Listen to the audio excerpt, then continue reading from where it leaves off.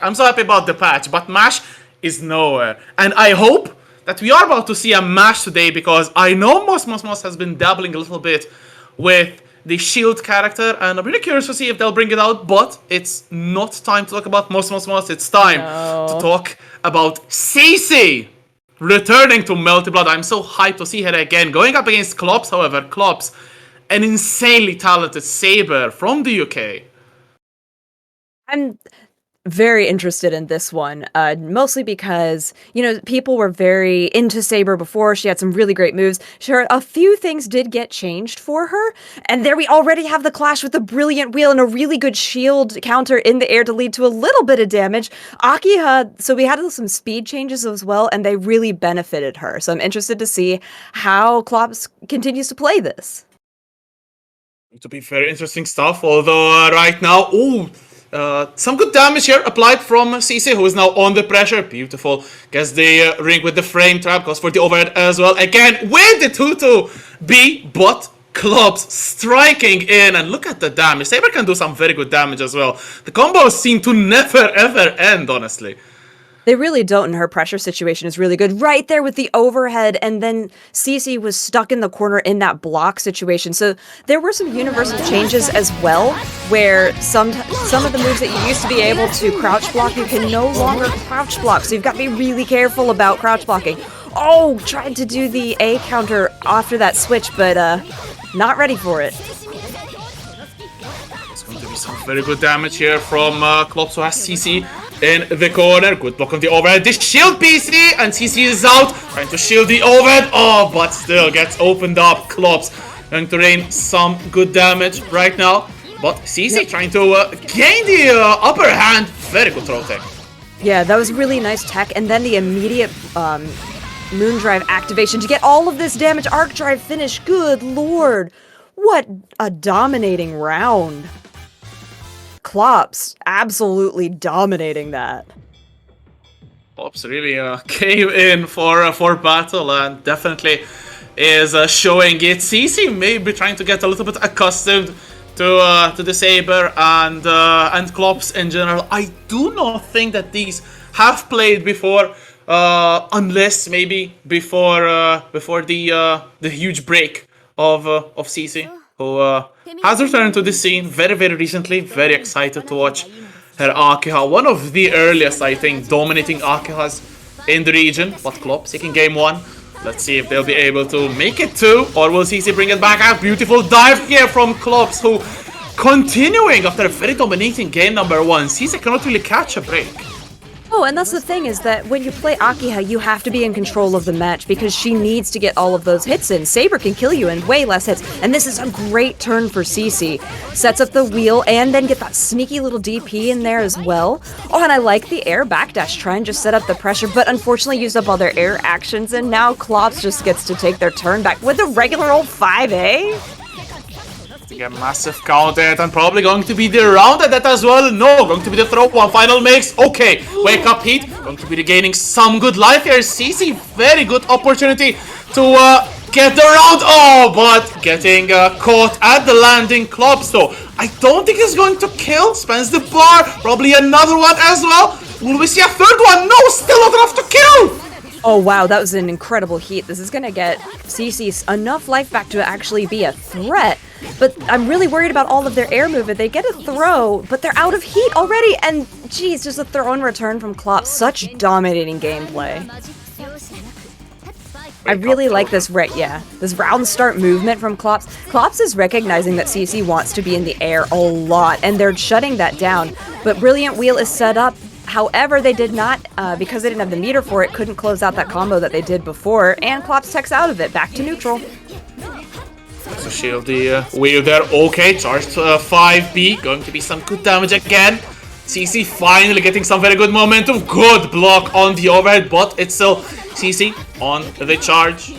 Again, pressuring in the corner. There's the frame trap. What's going to be the mix? Good block on the overhead. Cici trying to get something going with those 2 A's again. Gets the jump, but unfortunately cannot continue the combo. But beautiful there. Gets the low. Again, the tech. Cici, unfortunately, a little bit dropping off these combos, but massive life lead. She cannot afford to lose the round right now.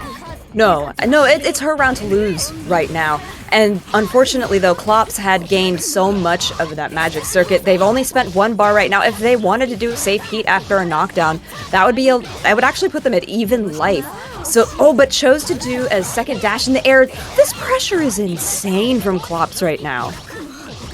That stagger pressure here, almost giving the life lead to Clopss, who still does not have any heat available. CC going out of there, setting up the ring. No shield fall off from Clopss. The overhead from CC, who is now... no! The heat! Still got the defense from Clopss, just holding out a little bit, but then gets opened up. CC finally gets around, and this could be a very important round. One more to level things up. Fatal counter a little bit too far to confirm. And we are back level playing the neutral, but again, Clopss finding a hit and finding another one. Yeah, CC has got to be a lot more careful with their air approaches because Clopss has got them on read. They understand exactly what they're trying to accomplish in the air. Getting that second little jump in, and the heat does knock back, but there's not much life to gain. It was really just more a defensive tactic. Get out of the corner. You don't want to be in the corner against Clopss right now. Definitely being in the corner against Akiha is no easy feat as well. Good block on the overhead, but the second one bursts CC open. That's going to be very good damage from Clopss. Remember, this is a final round in game 2, so obviously very important one. Beautiful throw again. CC has to guess because one wrong guess. There's a throw from Clopss. One final touch can blow CC up. Good block on the dive kick. Clopss is blocking, just honestly, not even the shielding, but the blocking has been incredible, and it's keeping them in this game, for sure. The dive doesn't connect, but again, CC, stop going in the air! This is not good! Clopss with game 2. Yeah, game 2, and still though, CC though, after game 1, I have to say, it was a very good adjustment from the Akiha player, who maybe taking some time here to think over. The first 2 games are data, as we say. So let's see. That's a lot of data. That's a lot of data at this point. It's the top tier Gaslight. I can't say anything about it, but okay, choosing to stick to the Akiha though. Let's see game 3. Will we finally see TC taking a game, or will Clopss just keep on this relentless march onto that 7 wins, which will propel them to the next stage of today's bracket? Yeah, I would like to see less air movement without purpose from CC, because it's getting them in a lot of trouble. That's a really nice start, though. But the wheel setup is either slightly too late or slightly off based on the way the change is made, because Clopss is now out, and it's like that whole first part didn't even matter. Look at the damage, Rek'Su! Oh, that's definitely a big amount, getting a comfortable life lead, but CC getting the frame trap, keeping the pressure. The second overhead catches Clopss, and this is going to be good damage. No, again, painting the moon, jump cancel. Very interesting addition to this new Akiha, but again, Clopss finding an air hit and confirming it beautifully as well. Has plenty of meter. Oh, nope. I was gonna say they have plenty of meter if they don't drop this, and then they dropped it. How could I? Cursing them already. But we've got the brilliant wheel set up in the corner. Oh, Clopss went in for a low. Unfortunately gets caught. But again, CC's timing seems a little bit off, because Clopss was able to tech out of the brilliant wheel before it was even active, hit Akiha, and now is just having to deal with this corner pressure. Oh, what a big fatal counter in the air, though. This could absolutely finish it out. That he does. Clopss, very, very good round once again. And as you said though, CC potentially going for a paint the moon before the wheel, and that is resulting in Clopss being able to take out, which is hurting CC a lot in her routes, but still regardless. Oh, tries to move the brilliant wheel there. This time no movement. The overhead. Oh, the cancel, not allowing her to get a full combo, but it's a good start here from CC. Getting the 2 ways as well. Unfortunately cannot continue the combo. But still, 50% life lead for CC. She has to take the round right now. Oh, she absolutely has to. Otherwise, I mean, otherwise we're moving on. I've liked the high-low situation that they're setting up here in the corner, and then using the EX to pressure more. If they... Nope, there we go. We finished it out. I was gonna say, if they drop this, it is going to be very, very scary. But they didn't. CC manages to put a round on the board. We have more Melty Blood. And they're perfect at that as well. So, brilliant stuff. CC excellent overhead as well. Getting another brilliant wheel, try to set up another one, a little bit too far perhaps, but still getting a counter hit. Setting up a wheel. Oh, this time finally we see the full combo. CC setting up a wheel a little bit far. And that's going to be good damage as well. Rexu, I think you were right. I think the first 2 rounds were information. These past 2 games from Cici are very, very powerful. As soon as I say that, though, she does end up getting grabbed and thrown into the corner. Don't get anything off of the EX from Saber. But that time, the jump does work out for Cici. A round on the board. Yeah, brilliant stuff there from Cici, who somehow even holding on to that moon drive. I was nervously looking at the meter and saying, how is she not spending it, but braving it out and getting the game as a matter of course. So extending this set further, it's still a first to 7, so potentially plenty of more games to come. There could be 10 more games in this set, so brace yourselves. Which is crazy. I'm braced. I'm ready. I have got coffee. It's early for me, so not too early, but it is earlier. So I can still have coffee, but hopefully we can all make it through.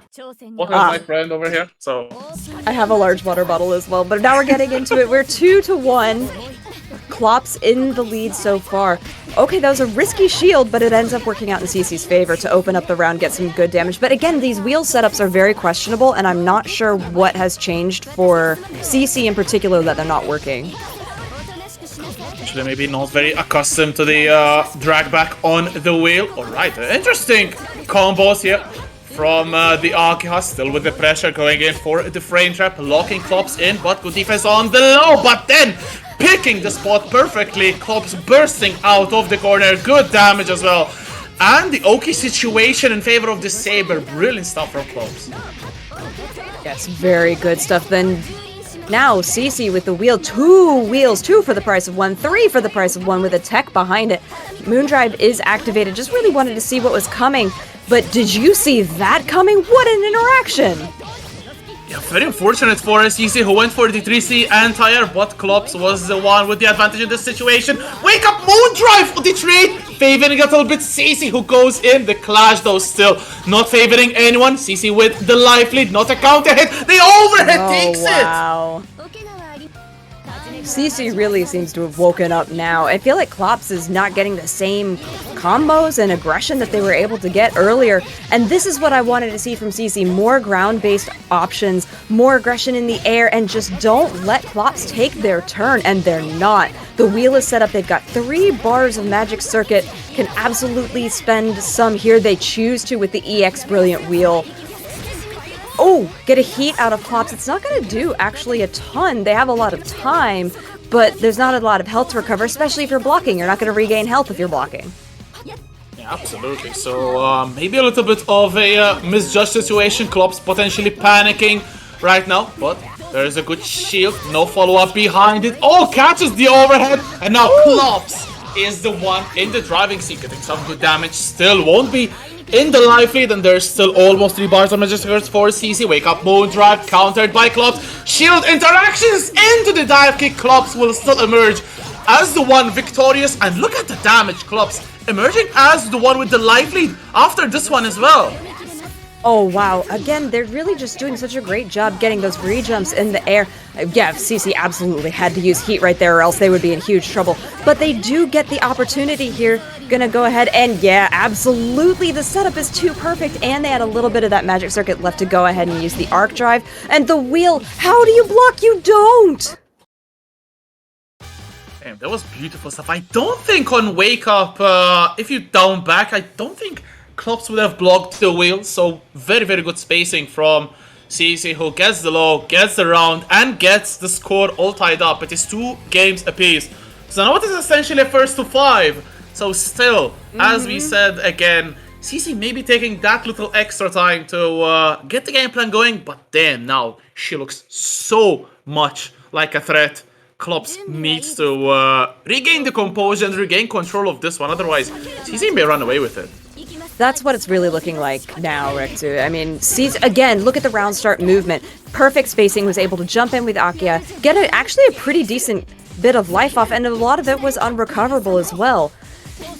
Baiting out some shield. In case you were not aware, shield now when you hold it does drain your moon icons, so it's much riskier to just sit and hold that. So as we watch these matches, I'm sure our players are aware of that, but if you're at home checking this out, that's an interesting thing to watch them do. Yeah, absolutely, because the shield is the defining mechanic of Melty, obviously, so criticized perhaps a little bit at the start, but the last patch definitely has breathed so much new life. Yes. And thank you, Kamona's vision for that, as right now, though, Clopss, oh, the block on the overhead, extended heat, Clopss getting caught a little bit off guard, Cici regaining some life, and regaining the pressure situation as well. Oh, gets opened up by the 5B! That was actually a really significant opening because now CC has the corner pressure, they've got so much going on, and then they're really just trying to bait Clopss into doing something, but they didn't do anything except for one hit and gets a grab. The BC just jumps around it, but now Clopss has the corner advantage, putting CC into the air, gets an EX finisher, and then a very safe heat as well. But it doesn't matter, hit with the low from CC. But Clopss managing to attack out of the ring. Look at this air movement from CC. Shield BC from Clopss to get out of there. And now it's one potential interaction, especially if it's a counter hit. Could take the round. Good shield. Doesn't go for the follow-up. The throw tech. The overhead does not commit to it. CC though still gets 2 rings. The shield from Clopss, but still gets counter hit. The timeout? This is Melty Blood. How is this our first set of players? Oh my gosh, you know, timeouts have happened much more frequently since the patch just because of the changes that have been made, which I want to go over later, just some of the little changes that went into this. But right now, Clopss is just trying to get a foothold back into it. They are seeing that lead melt away. No pun intended, kind of pun intended. But yeah, it's a very frustrating situation to be 2 games up and seeing the lead really slip away is quite frustrating and taxing on your mental, so Clopss needs to keep composed, keep calm, and they can definitely take this, although CC right now looking a little bit of trouble, delayed heat, or extended heat, excuse me, to make sure to beat their the option from Clopss. Oh, the ring, the very risky one, but Clopss is not punished. But still, Clopss gets a hit in the cross up as well. There's the throw. CC in a little bit of trouble, gets caught. The Moondrive will confirm the combo, and we're heading to a final round in Game 5 to determine who will be the one in the lead at the moment. This is actually incredibly nerve-wracking. I liked the way that Clopss was trying to get away from CC's pre-round movement because CC has been brutal on that pre-round. Gets hit with a nice low, but an early heat out of Clopss was just trying to reestablish neutral, but no neutral for you. Sorry, friendo, you are stuck in the corner, and that's a big advantage for CC. Went with the air tech as well, this time definitely planned by CC. Oh, double overhead into the 2As. A little bit of a stagger pressure here from CC, does not opt to spend the bar, and Clopss will pay back and oblige and regain the pressuring position.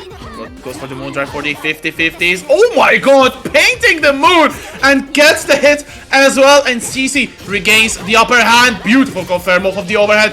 Is this enough to kill? There's 2 bars. Oh, the scaling was so hard. I really like the way that CC used the brilliant wheel and pulled it backwards in the air too, bringing Clopss closer to them. Saber, baby, what are you doing? Oh, CC is playing so cautiously, gets 1 hit in, but now, unfortunately, that cautiousness is getting them caught, and Clopss able to do a full combo here with the hard knockdown, but wow, that was incredible. The Moondrive activation saw the incoming, met in the air, and then threw her to her death. CC, you're brilliant. Okay, that throw caught me off guard. Oh my goodness. I got thrown. Hey chat, did you get thrown? I got thrown. I would love to know if you Press 1 if you got hit. Yeah, actual press 1 if moment. you got hit. I got hit. 100%. Oh my god. That was incredible. Well, now CC is ahead in this matchup.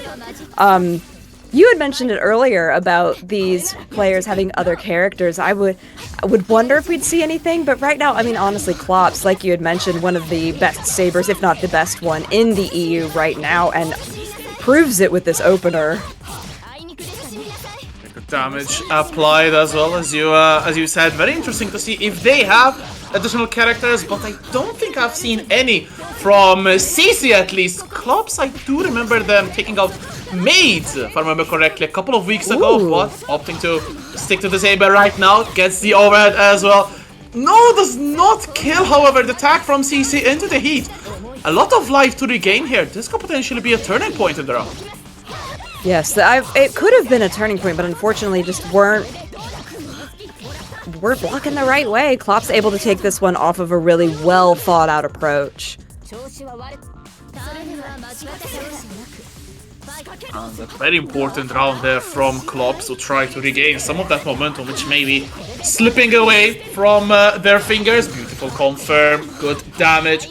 And Clopss right now, definitely a very strong game. Wake up Mojo again with the air throw. Sees so on point with these. Goes for the left right as well, stuffing the Moondrive activation from Clopss themselves. A weird ring, but actually sniping the jump from Clopss, making them respect CC's pressure. CC seems like she is one step ahead of Clopss at every single interaction right now. Very much ahead of every single interaction. I love the way that you said that because it's true. Look at the way that they're approaching. Clopss is able to take all of those empty jumps though and capitalize on it. We're going to the opposite quarter. Oh, and the side switch was, I think that was just an autocorrect. Held the shield and called it out. Overhead comes out as well. Is Clopss going to even this one up right now? Yep, they sure are. Yeah. And yeah, now it's going to be tit for tat. And just like that, it's 3 games apiece. And again, it's going to shift to a first to 4. And with every single passing game, however, I have to say, each player is adjusting to how the other one is playing. And now it's CC's time perhaps to adjust. But Jadelyn, do you see this actually keep going back and forth? Or do you see maybe Clopss breaking into a strong lead right now, since they got a very important game, I feel? I think you brought up a really important point where they're adjusting to each other very quickly. I think because they are able to adjust so quickly, I could definitely see this being like a 6-6 and we're fighting for game 7. Even though Clopss took that important round, you know, CC keeps taking important rounds back. And with a strong opener like that, faking them out into, you know, grabs that BC was not even used as a bait, and CC unfortunately does get caught, but I think there's a lot of active adjustments going on right now, and I can't see this going the distance. Very good point, honestly. Oh, the air unblockable there opens up CC. Clopss getting a reset as well. Going to confirm with meter. Big damage applied. Knockdown with the throw. Almost 3 bars of Magicrider for CC. The shield. Clopss gets away. Then resets the combo as well. And another strong round. Yeah, that was another strong round. So I'm interested how CC adjusts. The round start movement already a little bit different. They slowed it down and then did the jump. But now Clopss readjusting to that air pressure that CC was bringing out. They're just adjusting so quickly. Oh, and the charge right in the face caught using shield, though. That was not the play.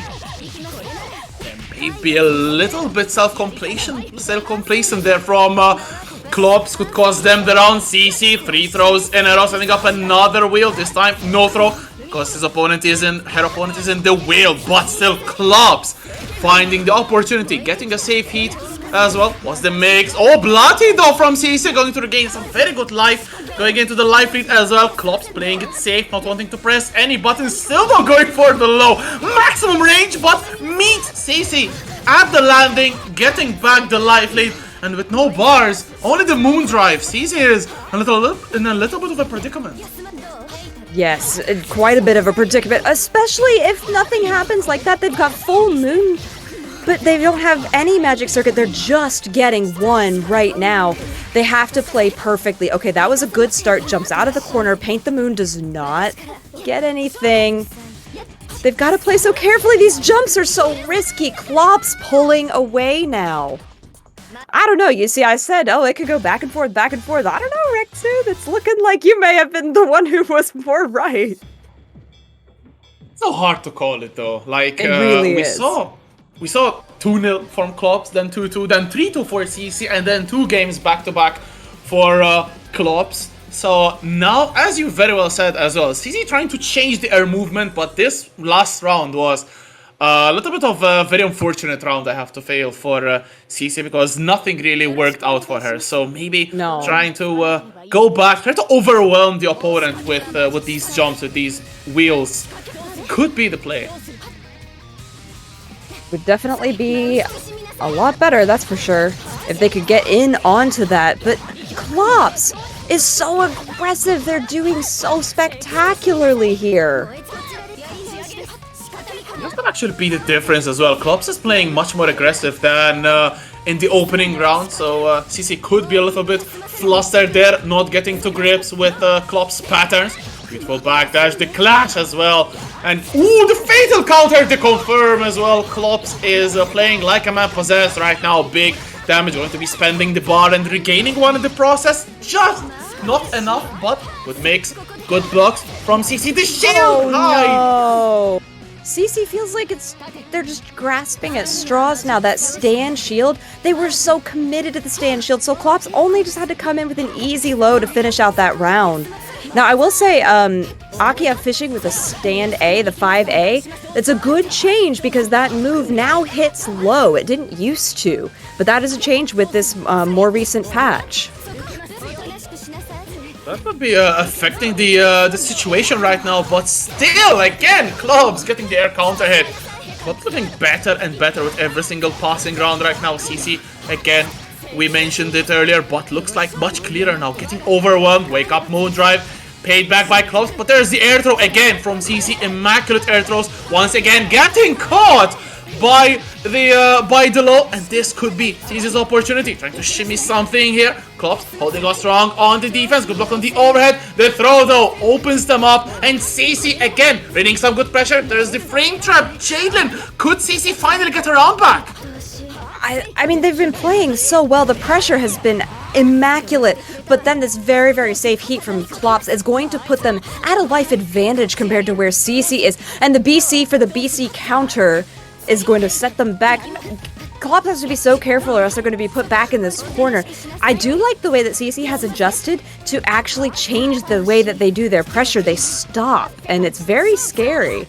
Like right there, just stop and block. What do they do? What's the choice? Because they're running out of health, and Clopss is doing a very good job with the pressure.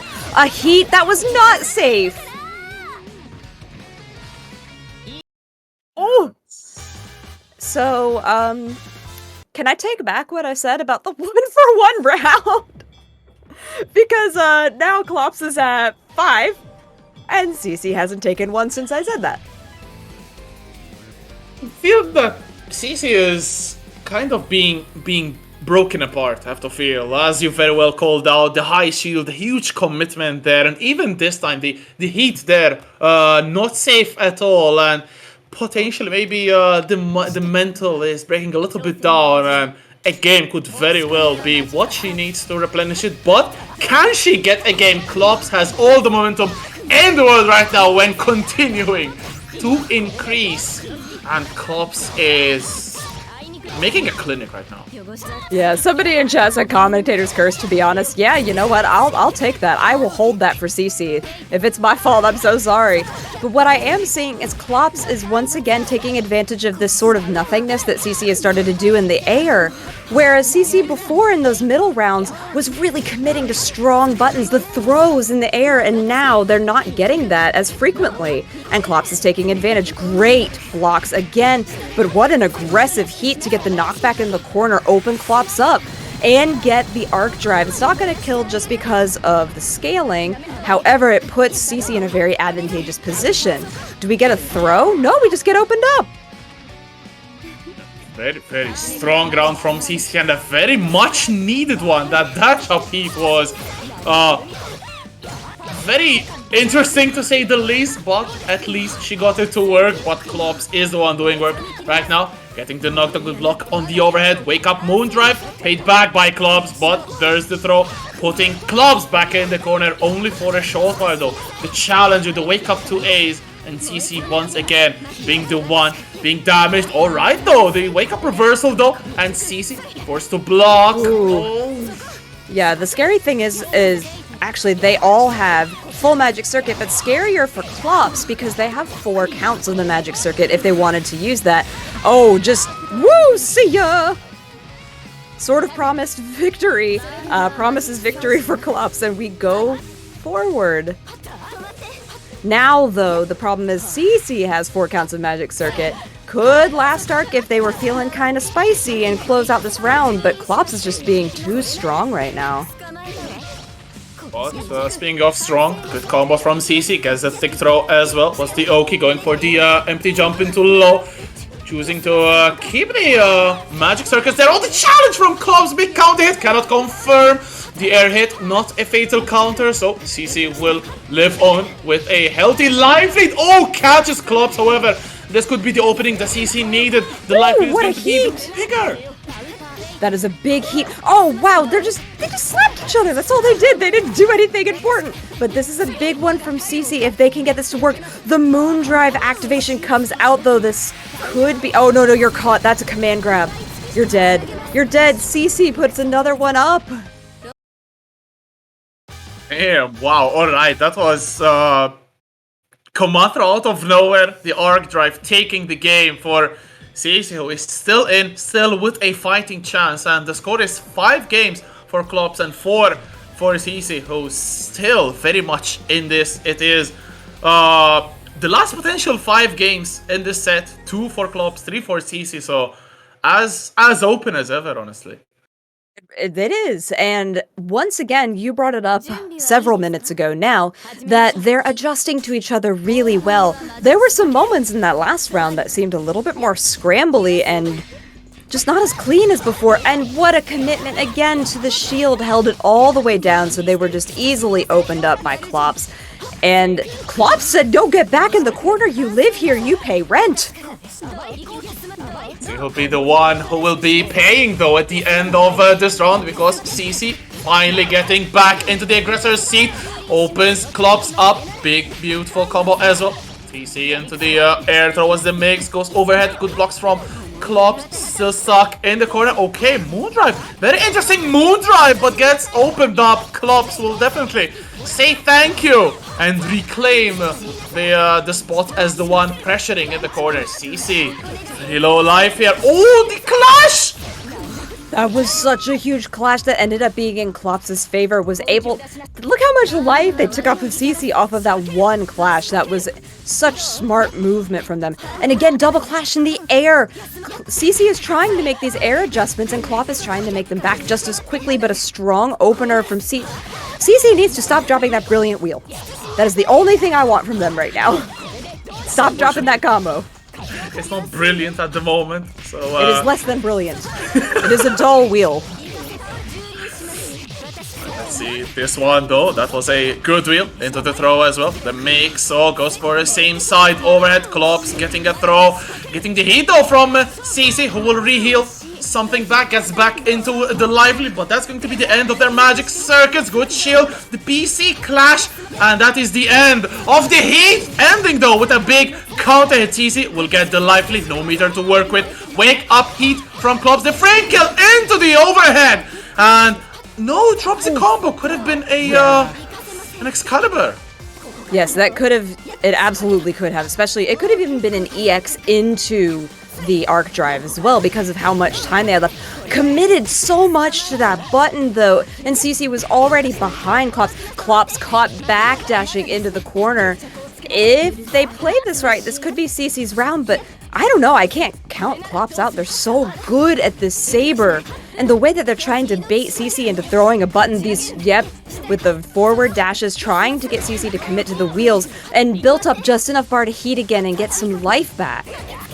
I was a little bit getting antsy because CC continuing to pressure Clopps, building a bar for Clopps for themselves, who now Clopps rehealed just a little bit enough, but CC with a healthy life leak as the overhead can get the confirm, but the delay, the stagger pressure right there. CC now 1 round away from tying it all up. Clopps, though, 1 round away from moving on to 6-4 and eventually wanted point, but good shield. The BC from Clopps, who goes in back with the dive kick.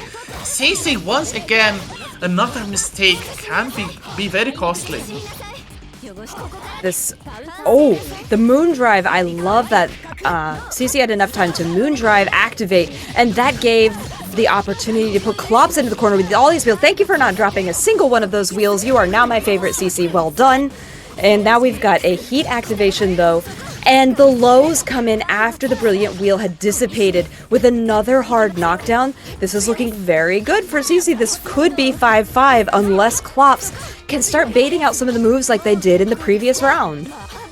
Oh, beautiful counter. No confirm. Good throw though. Clopss now having CC in the corner. But again, CC with these fantastic air throws. Shield 2 times. There's a clash. Okay, opens up with the 5A entire, but it's still too close. Clopss though getting caught up with the 5As. That's going to be the Commentator. That's going to be 5-5. See, okay, maybe I was right. Maybe I was... This is just so back and forth. Somebody mentioned it earlier. It's just... It really is. It's like watching a tennis match. Ball is back in your court. What adjustments are you going to make now? And right now, I feel like they are doing an excellent job, especially countering air movement. What I'm curious is how we start outplaying these low 2As and these 3Cs and things like that. Because right now, that seems to be the big difference maker. And a couple of grabs here and there. But mostly, we've made air adjustments. Now what's the ground game? Yeah, exactly. And it feels so air-dependent, this contest, honestly. Clopss with a majority of fatal counters on these airborne hits. But CC then paying back with these air throws, which have turned so much momentum towards her. So obviously, as you very well said, the ground game is going to probably be the decider in this one. There's the blowback edge, 5B. Ooh, look at the damage, 4K on the board. Going to be the air throw into the mix again with the overhead, and again the blocks from Clopss, but gets opened Double up. overhead too, though. Okay, BC does open up CC though, and with this combo gets an EX edge into the middle of it, hard knockdown. I get really worried for Clopss doing that that air jump reset because it's gotten them caught a couple of times. And look at the opener that CC is able to take for herself. Big damage after that super. Oh, just grab again. Do it again, I dare you. Come on, do it. Do it. Oh, now it's just too far away. But we get a fatal counter in the air. As we said, has been so vital for Clopss. Damage 2 bars of Magic Circuit, spends the heat. No drop as well. Ooh. Slashes the feet, and oh my god, the damage raining in on CC. Not enough to kill, but Clopss now with the life hit. Moondrive, air throw again. CC, how do you do this? The air counter, that's probably going to be the round. No way! That was insane. CC is playing 5D chess and I am playing Candyland.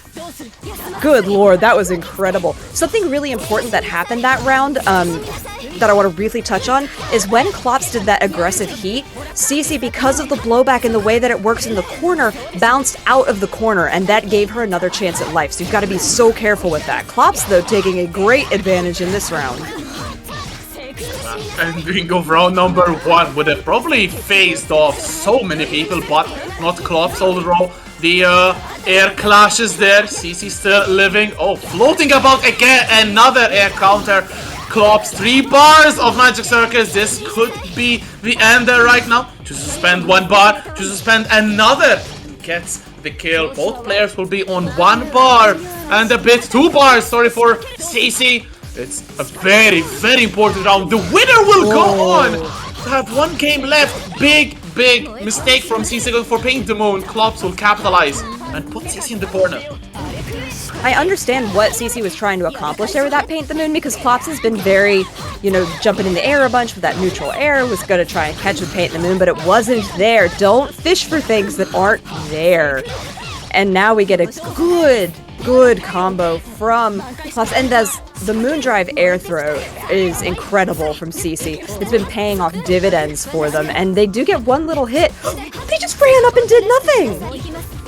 So nerve-wracking. CC potentially now doubting her options, although there's no doubting this pressure in the corner again. Another air counter into Excalibur. This is probably going to kill him. No, just enough. CC, this heat will be very important. There it is popped. Not 3 bars, so probably won't see the Commentator. Will not see the Commentator actually, but wake up Moondrive. The shield into the BC. That was so well countered, though, after the BC to challenge it in the air. That's exactly what I wanted to see from CC. Gets nothing off of the dash from Saber, though. And the overhead comes up. Are we going to walk up throw? That's something that CC seemed to like to do. We do get the blowback from the heat activation, though. Ooh, caught in the air, but tech's out of it. And there's a Paint the Moon that did work out. Almost didn't. I squeaked. Oh, they're unblockable though from Clopss. Look at the pixel of health. The air from CC coming in clutch once again. And CC will take it to game 12. CC, you can't with my heart. These air throws, these just jump up, throw you away. They are criminal. I mean, Clopss at some point has to anticipate it and do something. Shield, counter with a button, don't jump, stay on the ground. I mean, that's also an option. It is possible to stay on the ground in Melty Blood. I know it's really hard, but you can stay on the ground. I'm getting so stressed out. I'm not even playing. This could be the final game in this amazing set. Okay, what a way to kick off the return of Wanted. We definitely knew it was going to be delivering, but this is so hype. Clopss wanting to tie things up, taking us to game 13 in the best way possible. Big damage. Already 1 bar of Magic Circuits built and spent as well with the throw. Mix in the corner. The overhead bot does not confirm it. CC a little bit lucky there. Yeah, CC was very fortunate there. I mean, honestly, Clopss just kind of handed them that one. This is so much damage off of that little mistake. Oh, the dash back. That could have been really punished. But unfortunately for CC, this is now Clopps' turn. Clopss did use up the last of their Magic Circuit, and they're not really building any right now, so it's got to really watch what they're going to do. And again, Moon Drive into that grab. Clopss at some point has to make an adjustment, because that's what CC is making huge strides off of. And a huge stride as well off of that charged overhead. CC caught backdashing. And we'll see if CC will get caught again. Oh, that she does. Clopss getting some good damage. Potentially 1 single round away from tying the whole set up at 6 games apiece. But right now, the defense on CC staying strong. Oh, the stagger pressure though. Opening them up. Clopss will get some good damage. Already 50% gone on CC's life bar. But 4 bars of Magic Circuit. That Blood Heat is just waiting to come out, and there it is. That was... Oh, this is very, very scary. Oh, okay. That was Moon... Oh, that was very smart. So Clopss decided to shield through that entire bit of the Blood Heat and the Arc Drive, which means now it's Clopps' turn, which is... I know this is not what CC wants, but unfortunately that's what CC you get. We called for it. You definitely alluded to this. I did. We are... heading to game 13. CC and Clopss. Wow. Yeah, and you know what the really interesting thing is? So prior to this patch, every character had the same amount of health. They had 11,001 health. But with this new patch, there are now different health values. So in particular, let me just double... No! Actually, Akiha and Saber have the same health. They both have 12,000 health. So that's just something to keep in mind, that they're actually dealing with the same health class. Yeah, it was a big change there. The reception was quite mixed, but I feel it's kind of fair. So some characters have weird numbers, but let's not dwell into that. Let's dwell into this one big overhead from CC, opening Clopss up, getting the first big combo of this final game, game 13. But Clopss pays back in kind. That is very, very big damage. Oh my goodness. And then the... Oh! See, there it was. There was the Moondrive activation. CC went for the grab, and then in return, Clopss did Moondrive, and that kept them safe. That was the adjustment that I wanted to see. Good job, Clopss. Proud of you, buddy. Oh, surely Clopss is proud of themselves as well, as they are now with the life lead.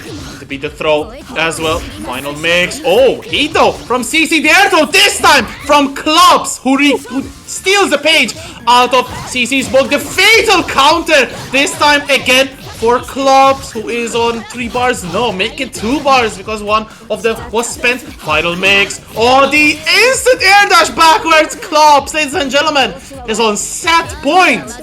Clopss is clutching it out right now. And that could have been terrible, but jeez, this is just, nothing's happening, no things are happening. Oh god, we're even back to neutral. It's like they're still in pre-round. Please somebody hit someone. Hit them harder. Hit them harder, please. I can't do this. Heat. Oh, there we this go. Again. Counter hit. Oh man, this is so intense. Oh, the challenge from CC though. 2 A's. Drops the combo though. Maybe the nerves are getting to CC. Fatal counter though. Working up. CC getting something back. Unfortunately, cannot confirm. Clopss though getting the dive kick. Going to be good damage. 3 bars from Magic Circus for the Saber. One of them is spent, keeping CC in the corner. Overhead. Oh no, that's actually really big for CC. They were able to do the EX Brilliant Moon with the launcher, get the hard knockdown, and decided to do same side, but unfortunately for them, Clopss had a good heat activation. They committed to the low shield! No, they got hit with the overhead! Sort of promised victory does come out, not enough to kill, and the heat was anticipated, but nothing afterwards, no way. Okay, everybody's still alive, nobody has Magic Circuit, but CC has almost full moon. In order to work with this... Oh, into the confirm! Clopss! Wow, that would have been so harsh if Clopss honestly dropped that with the spacing on the heat, not able to get in time for the punish, but still, CC almost making a comeback, but Clopss coming out on top in a breathtaking first set, honestly. I have no words. That's just like... How was that our first set? That was incredible. What a display of what these characters can do. Yeah, like, we physically could not have had more games. That was 13 games, and honestly, I think it sets a really great precedent for us going into this Wanted, bringing Melty Blood back. Also, I did want to do a brief shout out. You can see the Magicrider is going up in the corner. We still have 23 codes left. It's such an easy little 50 cents if you want to throw it in.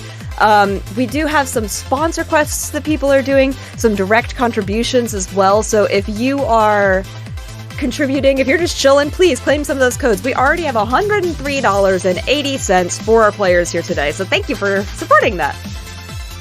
It's a fantastic prize pool. So really, still though, so many codes left, as you very well said, Jaitlin. 23 codes, almost half the Magicrider codes are still available for you to claim and help out the prize pool. 200 plus people in chat. Don't act like I can't see you.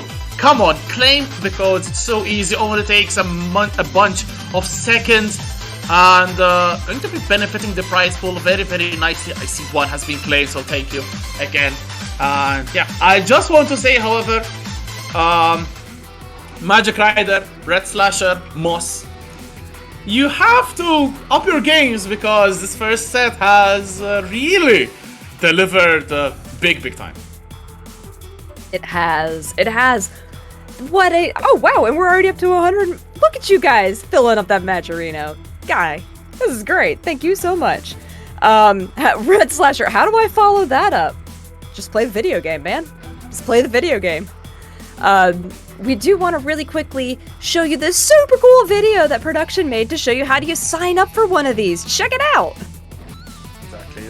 If you go into !Discord, getting into the Wanted Discord, getting the Melty role in obviously the role channel there, and getting access to the Melty channels where okay, this is BBCF. Who cares about BBCF? There's Nick. There's Nick the Goat, who is helping us host this. And you can be a part of Melty Blood Wanted. Obviously, there are the qualifiers as well. Shoutouts to the tournament, Lunar Arena, run by excuse me, the brand new revamped Discord. Shoutouts to Renoir. Shoutouts to everyone contributing to it and making it a fantastic spot. And then Womble weekends, Womble Wednesdays, the brand new Wanted qualifier. Winner of Lunar Arena will get a spot on Melty Blood Wanted. 2 qualifier spots, 2 invitee spots. and make sure to play in them, make sure to get a pop at Wanted, because this is where the best multiplot in the region is played, and definitely a very good opportunity to showcase what you're all about. Clopss just delivered a fantastic set. Okay, Ciel also delivered a fantastic set, but now the tension is turning into Mossmossmoss and Redslasher. And Redslasher has told me as well that they don't play Kuma anymore, thank god. They have a powered Ciel about to we display. are going to see... Oh, Mash, Mash, Mash. That was cute, Moss. I like it. So we get to see Mash and Powered Ciel, who look incredibly similar, just because of the body armor. But fortunately, we'll be able to tell because one has a giant nail gun and the other one has a giant shield. So interestingly enough, I was watching Kamone playing on his stream last Saturday, and he plays Mash, and he's playing with that dive kick, and he goes, "This is too powerful, I should nerf this." So he acknowledges that Mash's dive kick is really strong. That would be a shame, because honestly I think one of her best tools is right now the Redslasher, blowing them up. Moss though, finding a hit, cannot really get anything off. And then yeah, as you said, look at the models of the characters though. Same hair, same body type, very very similar, but then the weapon of choice, Mash has a shield, and Powered Ciel has a very fancy looking sword, honestly. One of the coolest weapons in the game. It is very cool, and she, again, benefited very much from some of the changes that were made, but I love how different already this set is. The thing that we really need to watch for in this is that in our previous set, Akiha and Saber play at very similar ranges. Powered Ciel can play from much further away than Mash. Mossmossmoss is going to have to really concern themselves with getting in for the vast majority of this set because well, they do have some good tools to get in, but their range is very short. Ooh, but the heat here, surprising Mossmossmoss, Redslasher, those being surprised themselves by the heat from Moss. And look at this, very first round, already only 15 seconds on the clock, but then Mossmossmoss goes in, not going to be enough damage, but enough to get the life lead. But one touch from Redslasher. Oh, who has the life lead? I can't tell. Oh my god, I think it's Mossmossmoss, barely. Oh, Moss! It is! Woo. Ooh, again, we have another timeout. That's the second. I'm going to start a timeout counter because this is interesting to me. But we're getting right back into it with a small clash. The thing that was interesting with that previous match is how much less damaging overall it was over the entire time compared to the last one. Redslasher, you wanted to know how you were going to follow that up. You're doing a really good job. Definitely very good job here from Redslasher. This pressure, oh, getting caught with the low. Oh my god, Moss once again being opened up. Redslasher here slashing the opponent, goes for this dagger. Pressure, Moss though bursting out with the shield, that 236B. Such a strong tool, especially with the clashes. There it is once again into 214C for the confirmed optimized routes as well. And Moss bursting out with a big chunk of damage. That is a huge chunk of damage. Moss still has a big hill to climb though, which is a little unfortunate. But, ooh, Redslasher just trying to cover the entire screen, and pretty successfully covering the entire screen with that gigantic nail gun sword thing. I'm sure it actually has a real name and I need to look up what it is, but oh my gosh, also the sound design is spectacular on that weapon. It feels powerful with every single swing, and it feels menacing as well, so that is very gorgeous audio design as we are heading into the final round of this very first game. Redslasher getting the big opener to be all the damage piling up, the nail gun into the charge, wake up Moondrive from Moss gets still opened up. Redslasher enjoying some very good pressure, but keep an eye out on the bottom corners. 3 bars of magic seconds for Moss. A heat is oh my imminent. gosh, and the wall bounce after that hit as well. Redslasher, you're insane! Look at this, what a big launcher too, and was able to pick it up and continue the combo in the corner. Ooh, boy, Redslasher with the first game. So I mentioned that Powered Ciel really benefited from this patch, and I did want to go over that really, really quickly. I know that some of us are still waiting on translated patch notes, but I was very fortunate to have somebody send me translated patch notes. So thanks to them. So when she throws out that blade, the one that splits, they actually increased the range, the forward and upper part of the range on that, and reduced the gap between the second and third string. That's a Rekka combo that she can do. So she can do 1 hit, 2 hit, or 3, and in between the second and third, it's much faster. So she's able to extend combos and create really seriously damaging situations like Powered Ciel was never able to before. As you said, very beneficial for that. But right now, not beneficial for Powered Ciel is this damage from Moss. Oh, the cross up at the blocks from Redslasher. Beautiful stuff there. Although, once again, going in, we'll drive into the clash from the shield. Mash has so many clash opportunities and almost all of them benefiting her. Such a strong character in that department. She is a very strong character in many departments, especially with this shield. Look at the damage she's able to put onto Redslasher in the corner. And again, I like the way a lot of these players are doing the second air jump, just to, you know, reset your position, figure out what your opponent is going to do. But that pickup off of the last hit of the nail gun is insane from Redslasher.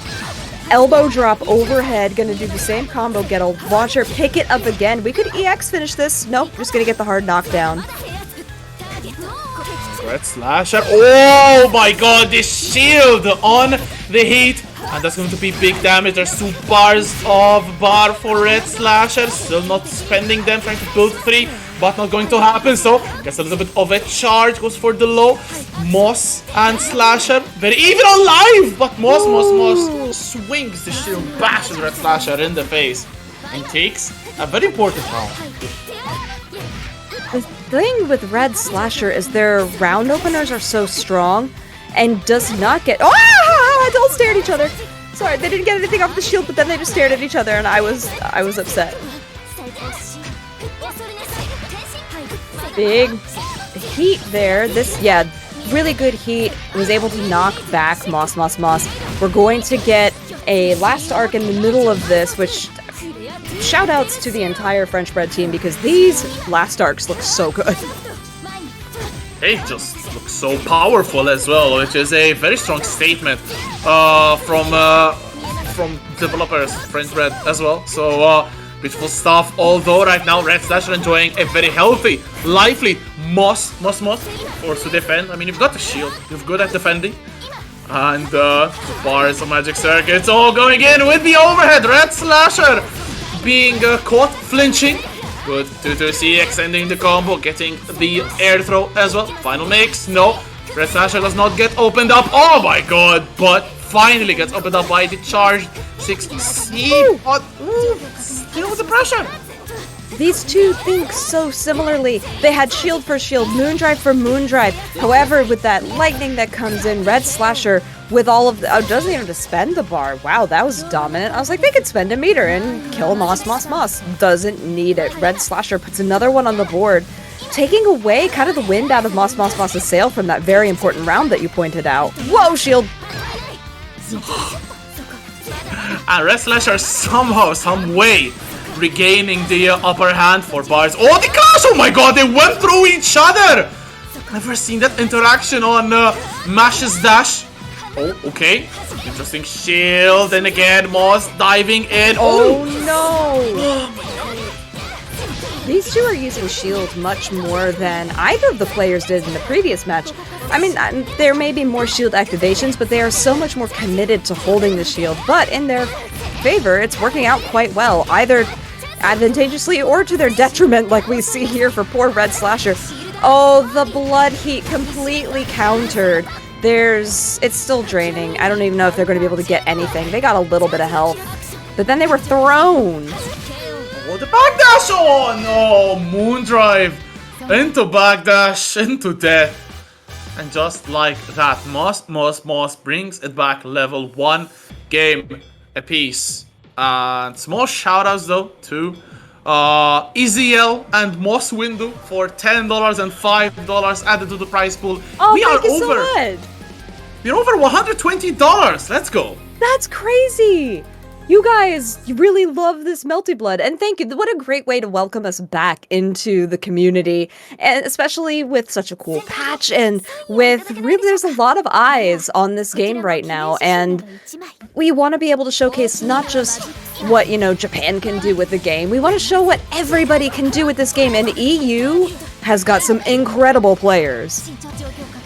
Yeah, absolutely. I feel that I think EU is the least represented region, unfortunately, because of the situation pre-Evo, I have to feel, of the game in the region. But luckily, this Renaissance is going so damn strong, and we love to show what we have in store in the region. As right now, Redslasher with some good burst of offense. Mossmossmoss trying to come out with that dash shield out of the corner, but Redslasher replies no, gets a count hit as well. Going to be big damage pressure in the corner. Every single weapon in the arsenal used for the combo, even the bar.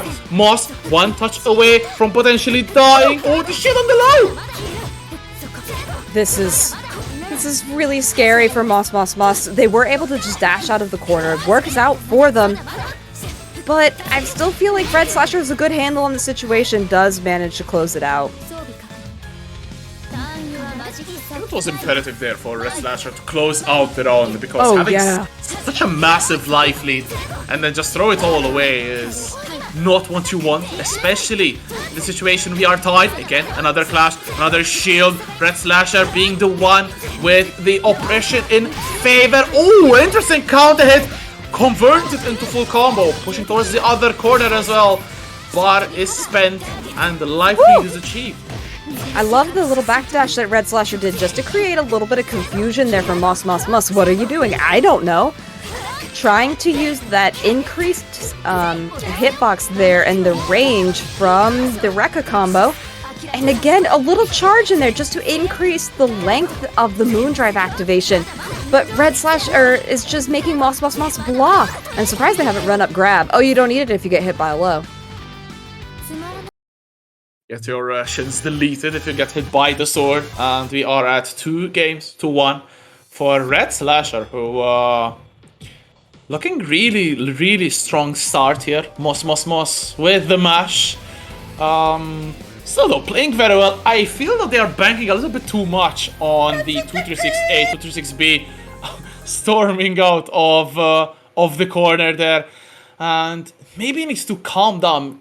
I feel that they are being pressured a little bit too much. So you should they have to just be more calm. Maybe. block all.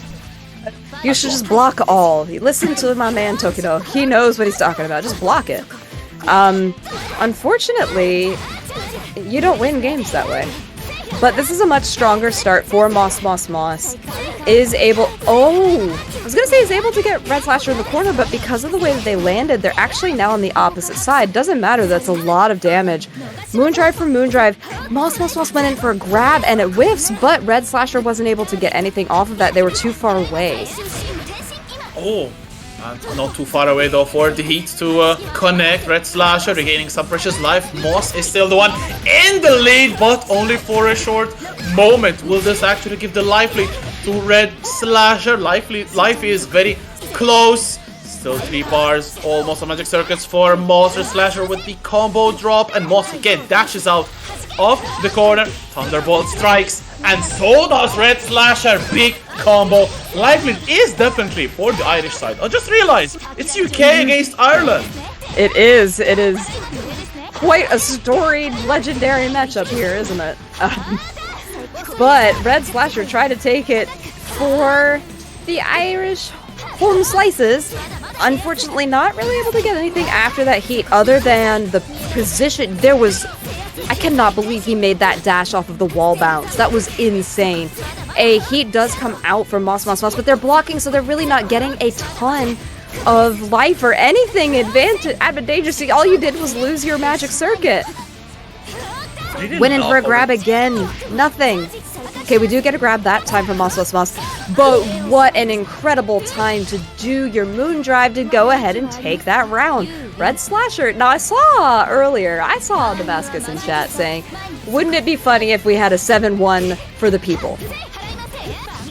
Wouldn't it be? I think the only one which wouldn't think that would be funny is Mossmossmoss, but Redslasher would surely take it, as they are currently storming through Mash's defense. Good throw tech, however. Moss though still being oppressed in the corner. That Moongate is going to drown out, but finding a hit could be very important one, because it will even up the life lead. And the hit, very good shield and punish as well. Redslasher wasting some valuable resources right there. Yes, those were very valuable resources that are now no longer there. And the thing is that Mossmossmoss has so much on their side right now. They can choose not to use it too and go into this next round super strong, but Redslasher has to make some very smart decisions. That was a great block. Unfortunately, gets hit just once. You've got to keep blocking. Or just hit. Don't listen to me. You're playing. I'm commentating. Oh, the throw! Oh my god! Mossmossmoss just gets out the throw out of nowhere. And now only one round separates both players. One round for Moss to make it even. One round for Redslasher to put 2 games in between these two. Part of Magic Circus, there's the clash favoring Moss. Oh, drops the combo. A little bit of a whiff DP there. Redslasher not capitalizing, and Moss a little bit lucky there. Yeah, Moss did kind of get away with that. Redslasher trying to do a really good job opening with the lows, but a great air throw into the moon drive, so they were immediately able to capitalize and get a great combo. They have so much Magic Circuit. Are you going to do... Nope, just EX. I thought they would maybe do EX into the Arc Drive because they had so much meter, but they chose not to and just try to power up the moon instead. And the backdash from Redslasher. A little bit of ugly habit we're seeing. These backdashes from Redslasher. Yes. But there's the blood heat coming in. Mossmossmoss has to respect it. It's not a favorable situation to press buttons when your opponent is in blood heat. Oh, gotta be really careful here. Oh! Nope. I thought that was gonna be much bigger than it was. But really, Redslasher playing very carefully. Just try not to get hit by this shield from Mash, because it does so much. Moon and the commitment again from Moss. During that spent nearly 3 or 4 icons of their Moon. And now big catch here. Redslasher could shield the heat and then just kill Mossmossmoss. And like you said, 2 games now separate these players. Fantastic bait there with the meaty into the shield. Unfortunately, Mossmossmoss got baited like a fish. And we are now at 3 games to 1, but we were in a 2-game difference in the last set as well. And we all know what happened. We all know we went to that 7-6. If you're just joining us, be sure to catch the VOD afterwards, because, man, you just missed one of the best sets. Honestly, could have been one of the best sets in Wanted Multi-Blood ever. It was such a great set. But I like that you said go back and watch it later, because right now we're experiencing another fantastic set, and we don't want to miss that either. Like, don't go anywhere. This is going really well, especially if you're Redslasher, who has 2 games up on Mossmossmoss. You did mention earlier about the back dash and how Mossmossmoss keeps getting caught by that, and it's interesting that you mentioned that, because that was the only movement option that didn't get touched in this patch. They did forward walk, forward dash, back step, forward air dash. Backdash did not get touched, which means if you backdash, you're super vulnerable. Just like this. Fortunately, a part of the backdash habit. I unfortunately have that habit as well, so I will not talk about how many times I get opened up. But right now, it's not about me, it's about these 2 fantastic players going at it. Oh my god, how many clashes was that? It's too many. More than 1 is too many clashes. And this Redslasher just finds these openings, and it's like they already have a whole spreadsheet of I get 1 hit and here's what I'm going to do. We're stuck in the corner. The blowback edge elbow drop opens up. Mossmossmoss huge. Are we gonna get... Oh! We just get an EX edge instead. I thought there was gonna be a whole setup, but Redslasher says I've got meter. And you're dead. It's looking a little bit ugly, not gonna lie, for Mossmossmoss. Okay, not in this round, because they are off to a fantastic start, but We've seen very good round starts here from Mossmossmoss. Oh, what an Redslasher! overhead. Yeah, that was huge for Mossmossmoss, getting a round very quickly. So I've noticed though when Mossmossmoss is winning, they win very definitively. Redslasher really does do death by 1,000 paper cuts. Oh, caught! Throwing out that one little button. Overhead comes out. What's the low? What's the mix? Too many mix. Overhead does not work out, and then just the dash forward from Mossmossmoss with a perfect. It's definitely what Mossmossmoss needed, so making me keep my words again with the dash up shield to confirm. As well, big damage. Oh, the tag though from Redslasher. Moss trying to catch them. Oh my god, though. Beautiful Moondrive there. And reacting. Moondrive back. Mossmossmoss is really adjusting well to these Moondrives. Just because Redslasher's been able to get so much. And look, Redslasher hasn't been able to do a thing. Look how much Magic Circuit they have. All 4 counts. And this... Okay, I was gonna say, if this drops, it could be an opportunity to use that Magic Circuit, get a heat. But unfortunately, Redslasher decided to do the rejump, and Mossmossmoss was ready with just that easy 5A. Can catch you on your toes. Just like that. I mean, what a dominating couple of rounds we have just seen from Mossmossmoss. Who was like, hey, you're talking smack about me on commentary? Shut up. Shut the hell up. He really was like, can you say something nice about me? Yes, your match is good, and you did a really good job adjusting, and now I'm terrified. Continue. Please, play the video game. I love what you're doing, because I am so scared. Hearing your match is good is not that much of a compliment, not gonna lie. Amazing. Alright, caught with the blowback edge low, and now put into the corner. Redslasher said, please say nice things about me. Look at me. Oh my, all of the clashes, all of them right now, as Redslasher is the one with the aggression. Big slash going in, oh, the jump in, beautiful Moondrive though from Redslasher. Ciel gets opened up, and Mossmossmoss, 3 bars of Magic Circuits for either side. Oh my goodness.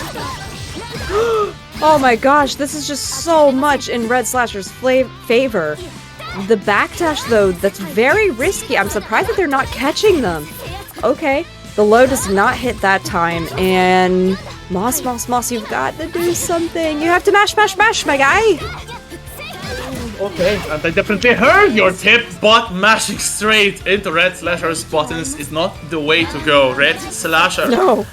Getting an important round there. That round was very important to try to get some of the momentum that Moss had taken in the previous game. Redslasher continuing on all of this momentum. There's still 3 bars of Magic Circuits on this powered Ciel. Could be some big damage in your future. Could be. Oh my goodness, definitely will be. Thank goodness you guys are in Europe. You have better health insurance to take care of this mental damage that Redslasher is dishing out. But no amount of insurance can help Mossmossmoss right now. Okay, there's still 3 bars, but oh, the heat not punished. Very well baited by Redslasher, but still the clash coming through. But the shield from Redslasher reacting actually to the clashes and able to finish it off once again, re-establishing 2 games between them. And yeah, Redslasher breathing a sigh of relief, because damn, when Mossmossmoss starts playing, it's definitely not a pretty sight if you're defending against them. No, it is really not a pretty sight. Oh my goodness, somebody said it's mash, mash, mash versus slash, slash, slash, and truer words were never spoken. I agree with you. That is absolutely what's happening here.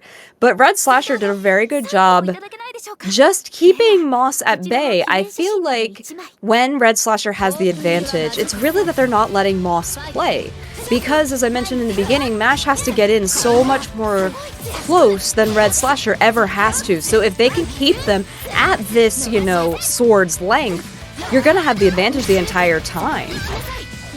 Exactly, and touching back on a subject which you talked in the very start of this, we haven't seen a lot of dive kicks from Mossmossmoss coming in. I feel that Mash's dive kick is a very strong tool, especially to close the gap, go into your opponent's face, and 236B is safe if I remember correctly. So it's very, very strong. Plus you can cancel it into EX moves either way, so such a good tool. I don't know why Moss is not really using it more. I'm not sure. That is a really excellent question. I mean, to give Moss credit, Mash has not been out a terribly long time. If you think about it, it's only been, what, a couple weeks? Barely a couple of weeks.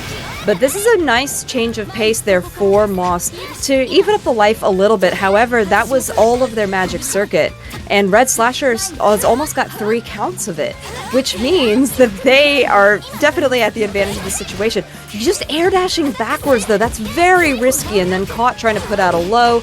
Mossmossmoss, if everything goes well, should close this one out. Even with the throw? No, the scaling! Yee! And that final interaction though, Mossmossmoss looking like a car out of control, able to close it out, but dash up grab Redslasher, trying to regain their authority. This round, okay, dash in, uses the EX move as well. Mossmossmoss sitting patiently, waiting in the corner. Defending should not be a problem when you have a big ass shield like that. It really, you know what, you're right. Use your shield. And that's using your shield in an offensive manner. So this is a very nice setup for Mossmossmoss. But the heat coming out of Redslasher and the heat coming back from Moss, they're just, it really is just tit for tat with this. They're just so willing to use any of their meters at each other. And this is a big opener for Moss. This, depending on the setup afterwards, so what do we have? The jump, and then just goes for a low after a low from Redslasher. They were caught in the recovery frames. Such an amazing play though from Mossmossmoss, defending on Redslasher's Abare! Excuse me, but wow. Damn, that was hype. Beautiful bait on the shield again. Cutting back the distance from 2 games to 1. Mossmossmoss though still lacking that killer instinct to bring it back level. We'll see though in the next game if we are going to have a 4-2-4 or will Redslasher once again create some more separation between them and their opponent. It's still though as close as ever and would have been week 1 of Wanted if it wasn't, honestly. I think they're doing such a good job showing the really just how close this game can be, how much has changed. Like, you just can't run away with stuff. And I do want people to notice, especially because Shield was such a hotly contested topic before the patch. People were like, oh, it's all about Shield and RPS and stuff like that. How much less Shield is involved in the game now? It's pretty significant. It was the main gripe for a lot of players, unfortunately, who fell out of love with the game. Now it's glorious to see the shield reworked in this way, which is a much better mechanic, a much fairer, and as you very well said, it's so less frequent to see people going for a panic shield because it will not get you out of trouble that much right now, but heat will definitely get you out of trouble. Only for a little while though. Redslasher healing quite a little bit. Gets the touch, unfortunately cannot really confirm. And that is the end of the heat. So, no big damage, but oh, still. Big throw though. And then they were able to charge Moon and get the heat activation bait out of Mossmossmoss. This is actually a huge deal because Redslasher was able to build a counter magic circuit and they're going to use it right now for the EX and get another charge so that they're able to use their Moon Drive if they want it. The stagger pressure though from Redslasher going for the Moon Drive. Oh! And so you pointed it out, Rexy, that you're not seeing panic shields because it doesn't help you. And it hurts you. It actively hurts you. You saw Mossmossmoss panic shield, and they were stuck and they lost all their moon, and they're not coming in with as much moon icon as Redslasher, and it was just bad. Exactly, and look at this. No moon at all, almost for Mossmossmoss. So that's going to be a long while before they be able to moon drive again. If you're consistently getting hit, it's not going to help. Redslasher putting on a clip once again, the air throw into the confirm, and just like that, it is once again 2 games between the two. Redslasher does not want Mossmossmoss to be level. Yeah, they are definitely showing why. I think that the real winner of this tournament is empty jump throw. Because that's what CZ kept doing. And Redslasher, who was here, obviously saw that, was like, but what if I did that too? Boop! Like, the thing that I really like that Redslasher is doing differently gameplay-wise is that after that throw in the air, they're using their Moondrive activation to continue the combo so that they get so much more off of it. And it's really fun to be able to watch that. Yeah, absolutely. Some amazing stuff. Those throws, though, as you very well said, and the throw getting Redslasher a very important game 5, putting again 2 games distance. Now it's becoming more of a do or die for Mossmossmoss. Cannot let your opponents get 3 games in front of you, because then, apart from the result being against you, even the pressure I have to feel could be a little bit too much to handle for Mossmossmoss. It is getting very scary, actually. And the thing is, we were talking about it a bit earlier about the way Mossmossmoss wins so definitively when they do win. Their tempo, the way they play the game is very slow in comparison to Redslasher, so when they're allowed to play at their pace, they're doing quite well. But when they have to just totally change their game plan, I don't feel like they're ready for Redslasher. Like right here, they just blocked the wrong time, they got hit by the elbow. And then even there, even though they popped out of the corner, Redslasher was ready with their spreadsheet of movements.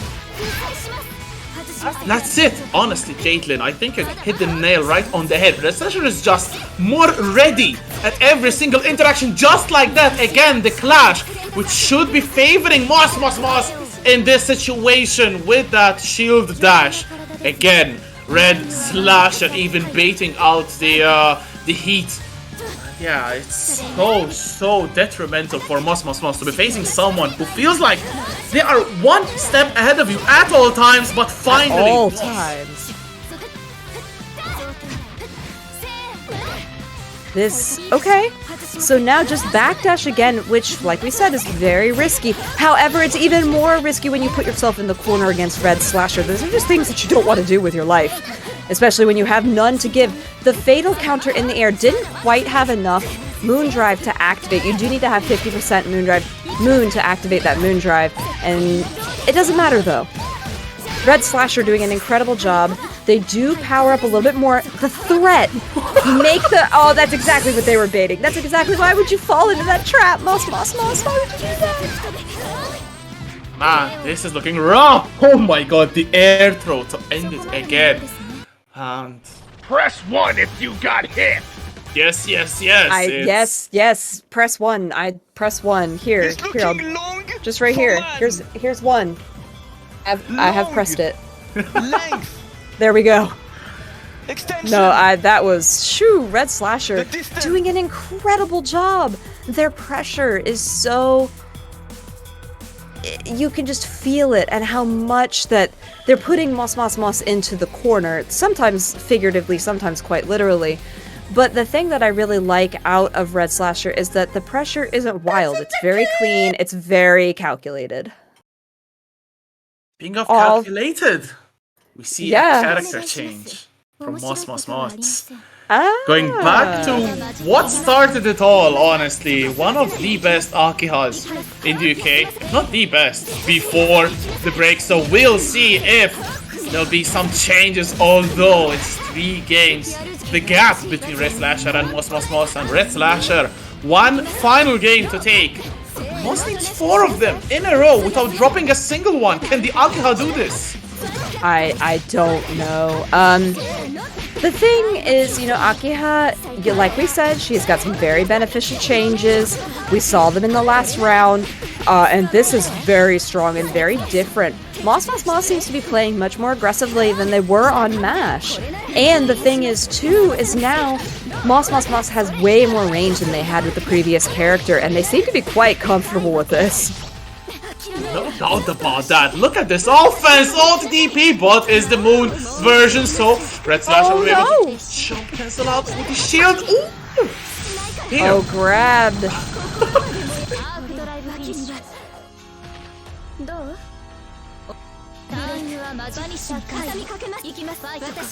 We're starting this next one, and woo, what a throw out of that. We get a moon drive activation almost immediately though. Redslasher said, I didn't like the way that last round went. Look how much meter I have. Could to do an EX on this.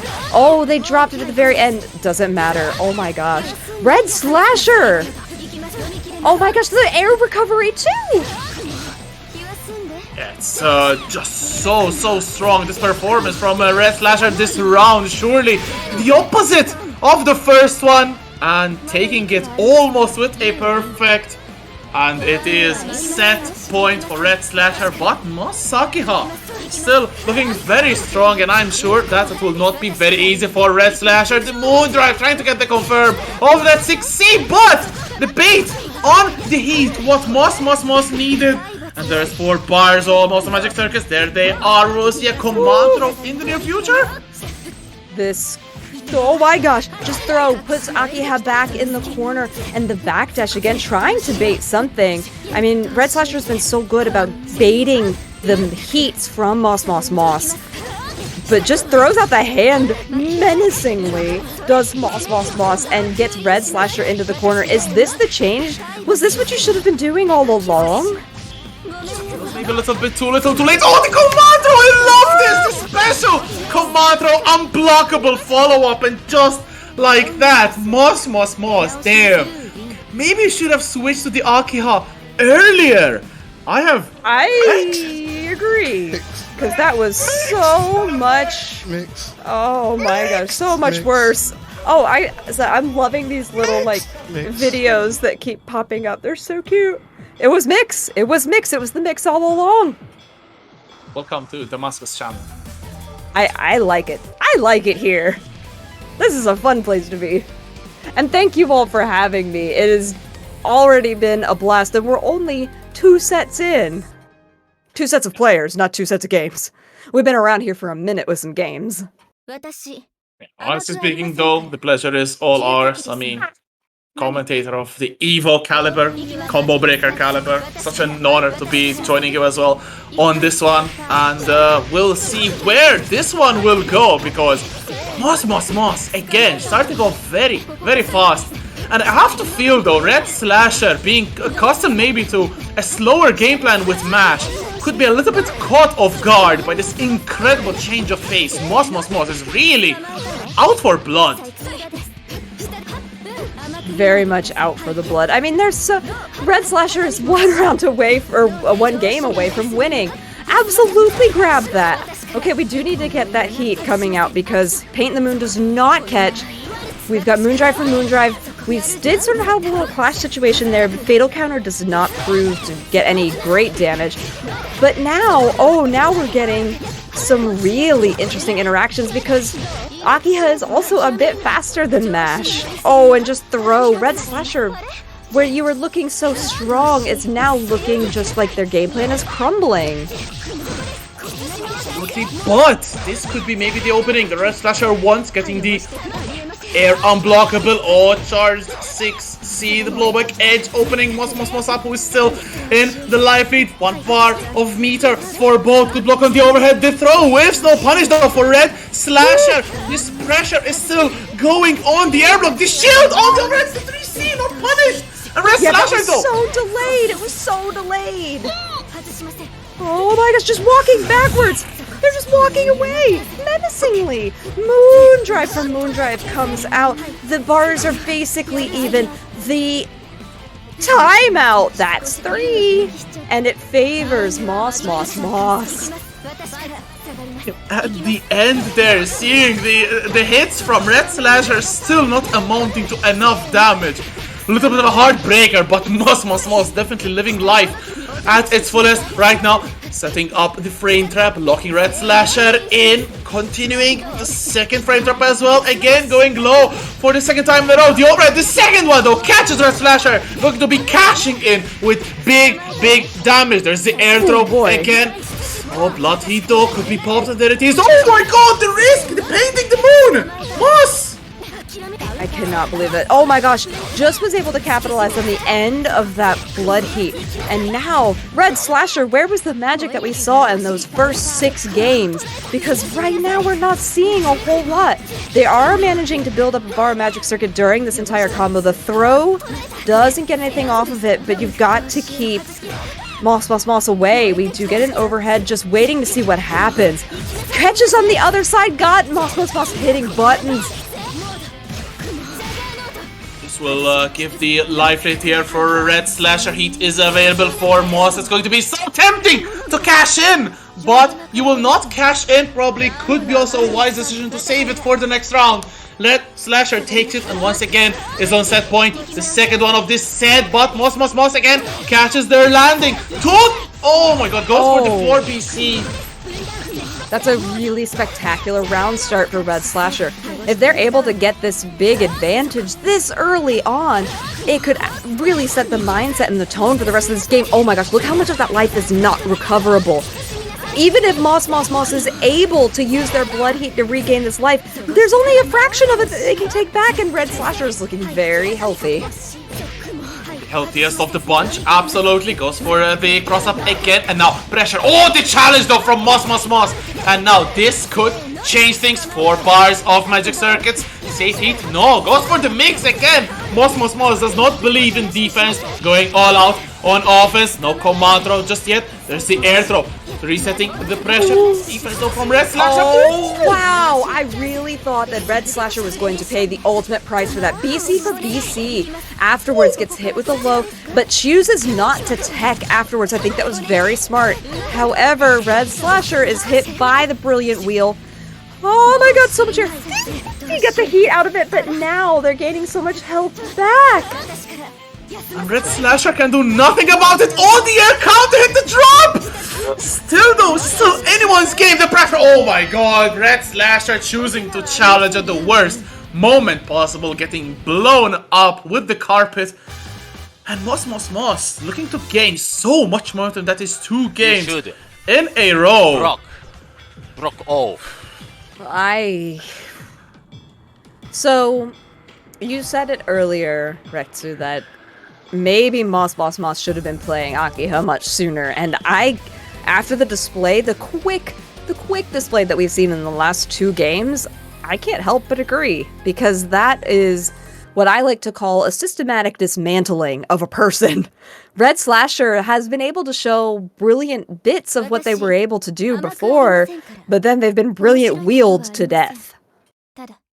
Yeah, couldn't have said it better myself, honestly. It's a brilliant performance from Mossmossmoss, and I have I don't know, maybe a little bit of an intuition. Imagine if this goes to 6-6 and Redslasher brings on the Kuma for the final set. If we actually go to 6-6, this would be, honestly, unbelievable. As it really would be. Redslasher though, still doing a very good start here. Catching Moss, cannot really confirm, but still excellent opening and playing it much slower than they have been previously. So maybe a little bit of an adjustment, trying to shimmy something there with the instant air dash back. And Moss is respecting all of this, really playing very defensive, and then they get opened up. Redslasher will cash in. That was a great time to use all of that cash too. You gotta spend it. But the heat comes, or the Moondrive comes out from Mossmossmoss. They're not getting a lot out of it. They're trying to just grab.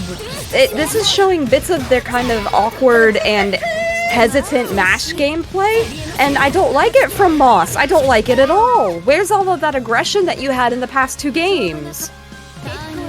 Okay, a lot of cracks have shown in Mossmossmoss. All of that, the results of the 6 games that Redslasher was able to take. And could Mossmossmoss' dream come to an end here? This is very helpful towards it though. Big damage from Mossmossmoss, setting up the mix with blocks from Redslasher. There's the frame trap, keeping Redslasher in. Oh, the delay, the stagger pressure from Mossmossmoss working out again. Another wheel, another big chunk of damage. Look at it piling up. Redslasher already on the last third of life, but the challenge! What a challenge from Redslasher, and look, they have full everything. everything in their favor. They use one count of the magic circuit to finish that combo, do a little bit of a charge. Chu gets hit with the overhead after activating Moondrive, but it doesn't matter. Mossmossmoss brings it back. Redslasher is only one round away, but Mossmossmoss just keeps pulling that victory out from underneath their feet. It's honestly unbelievable what Mossmossmoss could be achieving right now. This shimmy finally works out though, but Redslasher cannot really get a lot of mileage off of it, and still that backdash habit. Will we see it biting them in the rear though? Redslasher right now not giving a damn about it. The reset, however, gets the throw into the mode. Are going to be a full combo. A little bit too scared over because of the throw. Yes, go ahead and use that one bar of magic circuit and just throw back into the corner. We do have another Moondrive, and the BC does catch though. This is Mossmossmoss's only chance at life. We get the triple tap into the throw. The Brilliant Wheel does come out. Not even a flinch from Redslasher, but the Blood Heat comes out. I dare you to last dark. I absolutely dare you to last dark. Aw, they're not gonna do it. Man, that's all I want to see in my life. Alright, Mossmossmoss, last dark. Your turn. Ooh. Nope, fatal counter in the air. Regaining some very valuable life though. Redslasher still though almost double the life from Mossmossmoss, but a throw could be the start. The overhead is the follow-up. Gets the Brilliant Wheel in the corner. Big damage, 3C. Air throw as well, almost even on life. Oh, the clash favoring Redslasher though. Not going to be enough to kill, but it will leave Moss in a final guessing situation.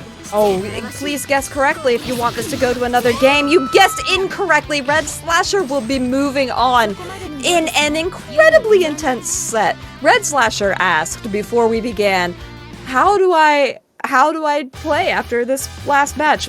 Like that. You play like you just did. Because that's how we do it here at Wanted. Oh my god. I'm speechless again, like 2 sets in a row, and that is amazing stuff. Moss in chat, my jumpy clashed. Why? That's honestly the question. Why? Commene's vision. I agree. You know, Commene streams very frequently and will take questions in other languages as well. He uses a translator. So if you want to know why it clashed, just ask him. Ask him. It's actually really fascinating. If you've never watched Commene's stream, like for example, last Saturday, he had 3 different lobbies up, 2 PS4 lobbies and a PC lobby, no, and a Switch lobby, and was going back and forth playing everybody in these lobbies, answering questions about the game. It was really cool. And he's also like EX tier on Twitch. I've tuned into a couple of Commene streams, honestly. Very chill stream, so if you don't have a lot to do, definitely tune in. And he's also very down to earth, like tier talk in chat. He really agrees with a lot of stuff, which is consensus. Like I don't know, someone says buff vlov and he'll just laugh. He'll just like buff vlov. I know, I love it. The funniest thing was on this previous stream, because it's a very nuanced thing to say, oh, you know, Commene Gaming or we're Akiha Gaming, and he didn't understand what the gaming part of that meant, so people in chat were trying to explain to him what it was, and so then he did something, like he just like perfected somebody with MASH, and he went, ha, MASH Gaming. Like, he got it eventually, but it was... He's a really, really good and very actively involved member of the community. You never know what he's watching. The Neko Arc tournament that I was a part of a couple weeks ago, he watched that, so you never know where he is. I want to just like one of the best. How do you call it? Like, he's so involved in the community as well. You love to see it. Like, even the chat full of questions, and he tries to take the time to answer to everyone, which is really wholesome and very, very rare, especially in the fighting game community where you barely see any updates at all. Like, especially taking a small dig at another fighting game, another 2D called rhymes with 5, and there's I've never even heard of it. I'm kidding. This transparency is nowhere to be seen. It's a little bit underwhelming, to be fair. So it's lovely to see Commene really sticking up to this game, to this community, and with this resurgence in Europe is just a fantastic sight to see. Honestly. It is, and we've seen the resurgent here in the US as well. I mean, we do have a number of very talented players who keep the community, going and things like that, but the patch has done a lot to bring people in who were previously uninterested due to the mechanics, who, really like MASH as a character, who giggle because they put this silly little Neko arc. I like Neko arc personally because I'm a Carnival Phantasm fan. I really like that anime, and I thought it was hilarious that they brought her back from, the series that she's always been a part of. But there's just something very charming and also very transparent, like you said about this patch. They are so transparent. Like, even today, these minor bug fixes that they put out, they listed in 8 separate tweets what those were. They didn't have to do that, but they do. Yeah, and even sometimes you see in other games, like even shadow nerfs or shadow buffs, and aren't even mentioned at all by the devs. But it's so awesome to see that the Multiplot community and the Multiplot devs as well really working hand in hand to promote this game, which does not get the love that it deserves, honestly. Alright, right now it is getting the love, and it is 100% appreciated and deserved, because when it just delivers like this, it's so amazing. Speaking of delivering, Unifier, thank you for the raid. Welcome everyone. You are about to witness some amazing Multiblood, but you've also missed out on some amazing Multiblood. So if you like the game, definitely check out the VOD, because it was some very good matches. And speaking of, the community, you guys are pouring money into this matcherino. We're already up to $125.15.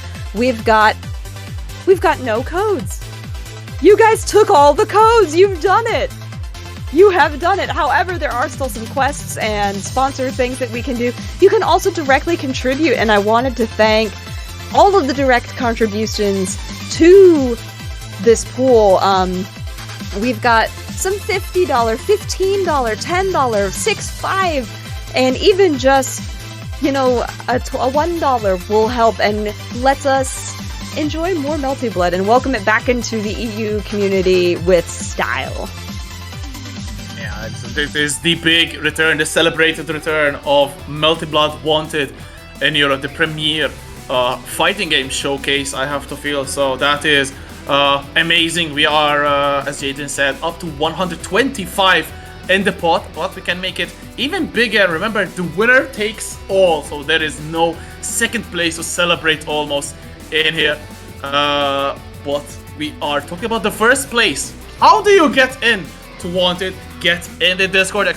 Discord in the chat. Hop in, go to roles, grab the Multiblood role, and go for sign-ups and try to be invited on your next one. And we'll see if you have what it takes to dethrone the current champion. Obviously, there are also qualifying tournaments like Lunar Arena and Womble Wednesdays to very, very populated tournaments as well, getting like 50 entrants each week. And the last 2 months ago, multi-tournaments were getting 15 people at best, and now they are flocking with people all eager to show off their Multiblood prowess. And honestly, it is such a great time to be a Multiblood fan, not just in Europe but worldwide. It's an amazing game. Play it, guys. Yes, and we now we want to also say this is September, and Damascus has put out his subs. What is this? What are we doing? Nightbot subs? Okay, very interesting. Someone gifted a sub to Nightbot, perhaps. Oh man. Oh no.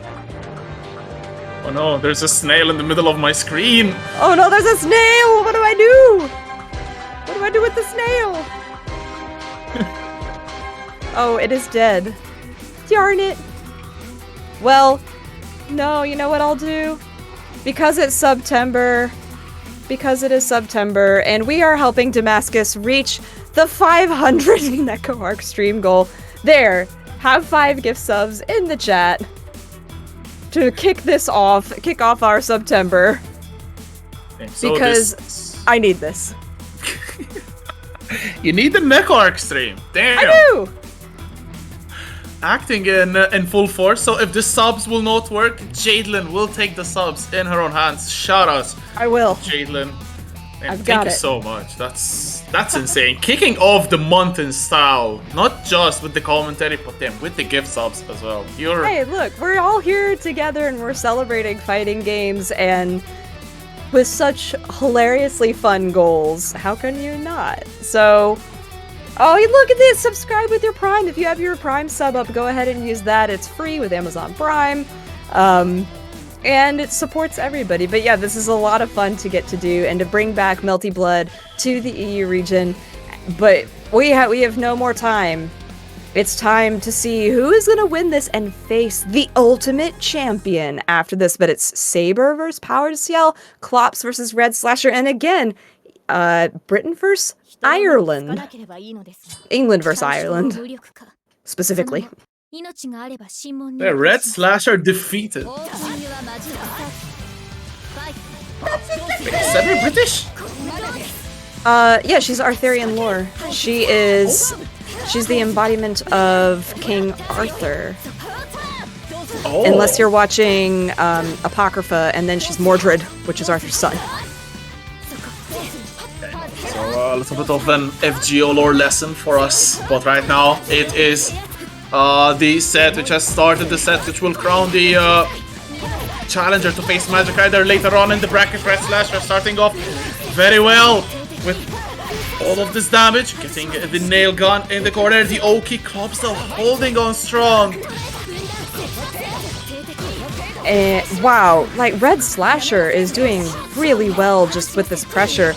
I like that they were able to sort of take a little bit of a breather while we talked about how awesome September is, but that was a powerful, powerful first round for Powered Ciel. That was not meant to be a joke, but there we are. Yeah, Redslasher though carrying on from the momentum of the previous set, obviously looking a little bit shaky in the last bout, but still able to take the win and able to take a very comfortable lead in this one. Good pressure to defense from Clopss, but look at the range of Redslasher, where they can play, and then just storms in your face, opens you up, and that's big damage, big sword swiped. 50-60% life lead for the Irish, and Clopss holding on to those 4 bars, maybe a blood heat in the near future. Oh, this... Okay, we've got Moondrive. Somebody mentioned you really don't have to do that anymore. Agreed, it's not as strong as it used to be after the changes, but it can still really help you understand what your opponent is going to do and adjust quickly on the fly. Oh, and the heat afterwards too. Redslasher doesn't care. Your life is in Redslasher's hands now. You're gonna get an EX at the end to finish it? Yep. No, we didn't die. Just call up Sajam. Just keep feeding him clips because we're gonna get his will it kill completely filled by the end of this segment. And that's so much down to the wire stuff, and still does not kill, but not a problem for Redslasher, who will still take the round and take very comfortable, very dominant game number 1. A big statement from the Irish player here. They are not here to dally around, they are not here to twiddle thumbs, but they are here to challenge Magicrider for the crown. And the big Matcherino prize pool sitting at $125. Damn, that's a big sum of money. I'm so glad. And you guys took all the codes too. I mean, if you do want to do more stuff, please do. We appreciate it. Definitely helps out the players and just makes this even more fun. You know what also makes it fun? When Redslasher doesn't let you play the video game that you bought with your own hard-earned money, but where all of the DLC is free. And Powered Ciel is a DLC character. Saber was the last actual character of the regular roster to mixed reception, shall we call it as well. Body DP coming in. Redslasher cannot confirm with the final hit, but it's still massive life lead. Clopss perhaps a little bit flustered there, but this combo can change something. There's 1 bar spent, 2 more to go. Oh. The air hit. Clopss though still struggling to get something. That yet just so much is being blocked and then challenged immediately by Redslasher. So as a reminder, Clopss did a really great job adjusting to the way that Cici was playing in the air on their Akiha. However, Redslasher is far more aggressive than Cici was in the air, and Clopss is paying the price with their health. Exactly, and this is not a comfortable situation, I have to feel, for Clopss, who has not been able to ascertain their offense at all. Redslasher here, always in their face, but the challenge for Clopss could be what the Saber player really needed right now. There's 3 bars of magic circuits about to be built up. Was the mix, good block on the overhead, but the second one opening them up. Redslasher now in a tough spot. The first time I think that Redslasher has been in a rough spot in these opening 4 rounds. Agreed. They do recover in the air, and again, I like that. Using the Moondrive activation to get a throw in the air to just prevent Redslasher from getting anything on incoming. I don't feel like they are thrown by this at all. Once again, gosh, the improved range on the upper part of the 7th Holy Scripture Blade is such a huge buff for powered Ciel. And Redslasher can just make so much use of it too. And it's a big threat for each other, but ooh, good confirm here from Clopss. Oh, interesting jump over there, playing a little bit of leapfrog, giving the opportunity to Redslasher to steal back the turn, which he does. Gets a big hit in. 2 bars of magic circuits could be cashed out at any moment. The Moondrive, very good shield, and Clopss will get the life lead, I believe, right now. So this is a very good spot for this air player. Oh no, the drop! But could have been a reset, because for the throw. Oh, it could have been. Nothing comes out. And then, again, what did I say earlier in the Redslasher match? Those backdashes are very risky. And when you have a character like Saber who can capitalize on those backdashes where you're so vulnerable, you get caught. And so now Clopss has brought it 1-1. I don't know. Is this going to be another all the way to set number 13? I mean, it's definitely good multiply, but damn, we're going to take until 1 AM at this rate, but still, it's fantastic games. I mean, it's already been 2 hours, and it's been just 2 sets. And so in what, it's 9:30 for you, what is that, 22:30, 21:30? It's 21:30 actually, so it's okay. 12 hours.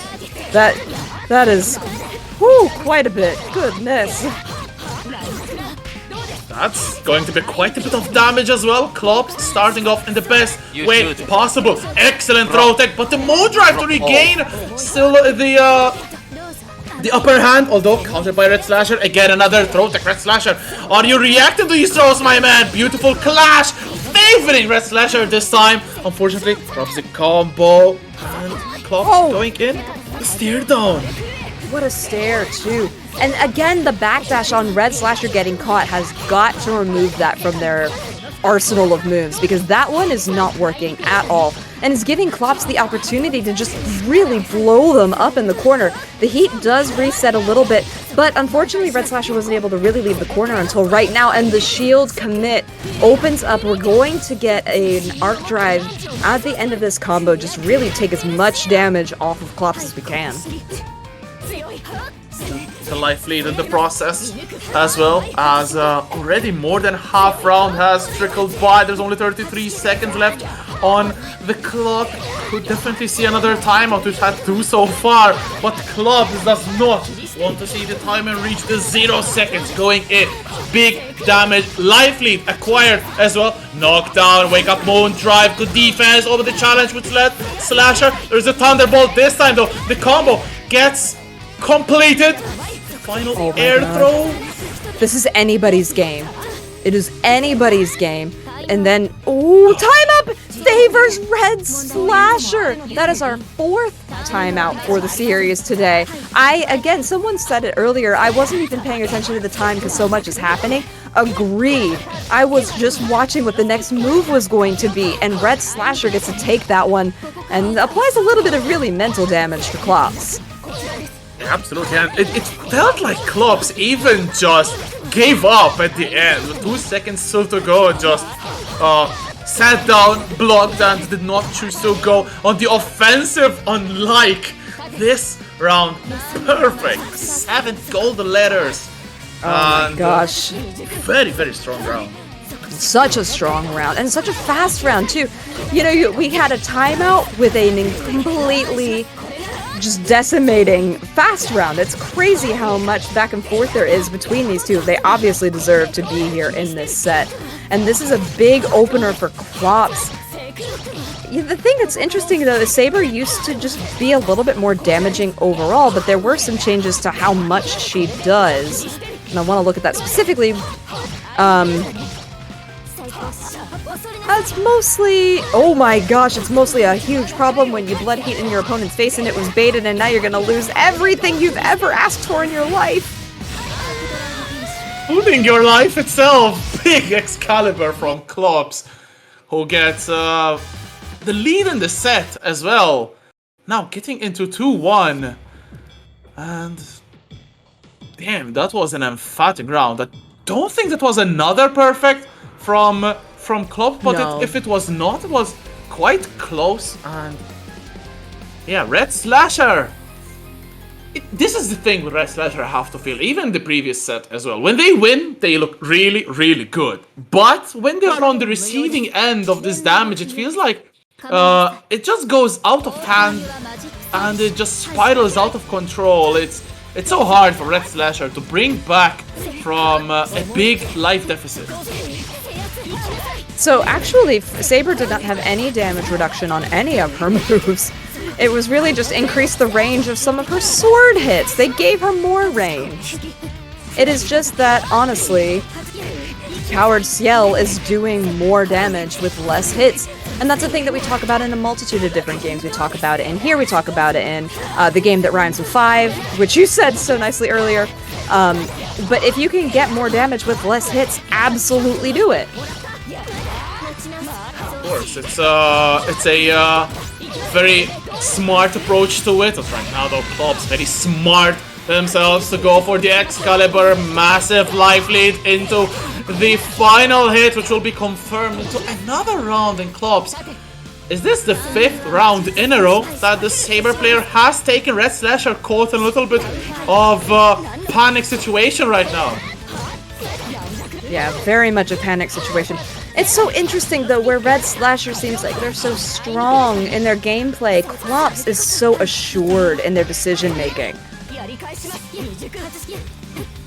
Perhaps this is a very strong will of might from Clopss, who again goes in with 100% certainty that this will hit, and it actually does. But look at the bottom right, 4 bars of Magic Circuit for Redslasher.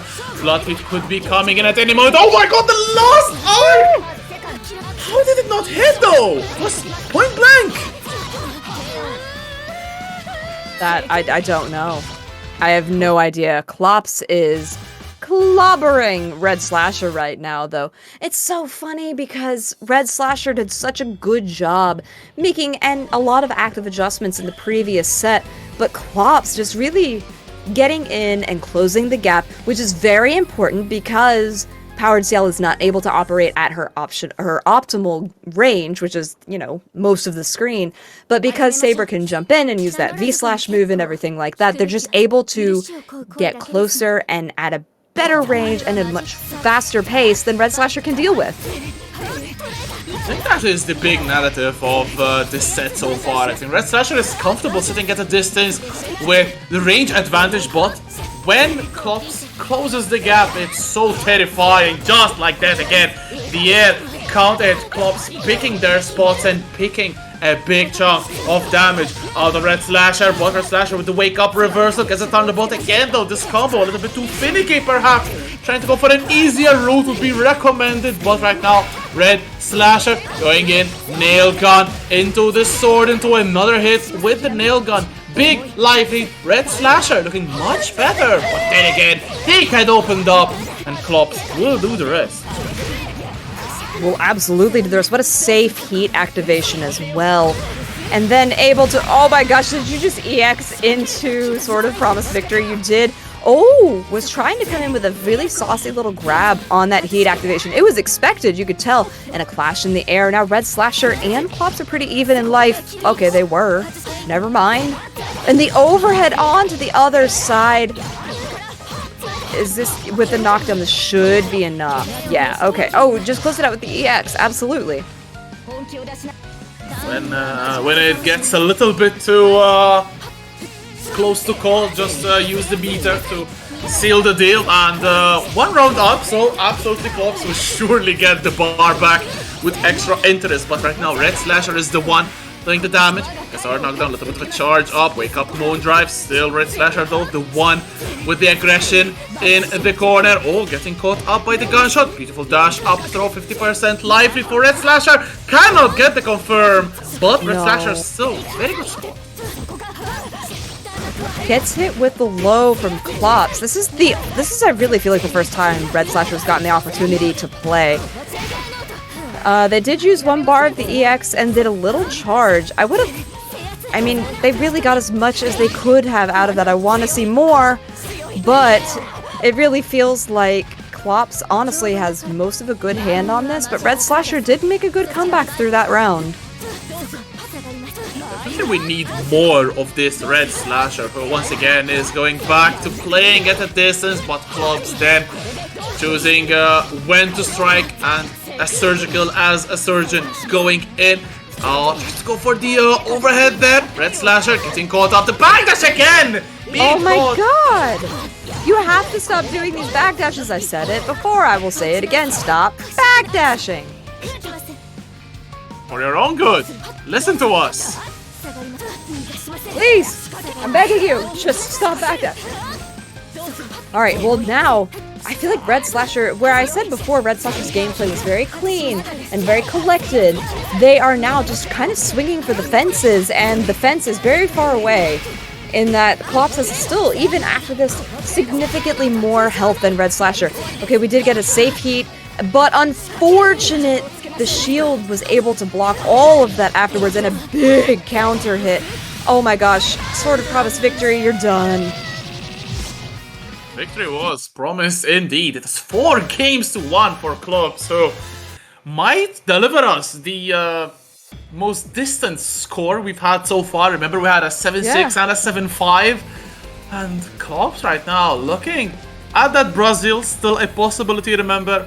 But Redslasher, I don't think they'll take this lightly. I really believe that this could be the game that Redslasher takes it and could mount a possible comeback. But then again, we've had our fair share of correct callouts, wrong callouts as well. So we'll have just very true. Wait and see.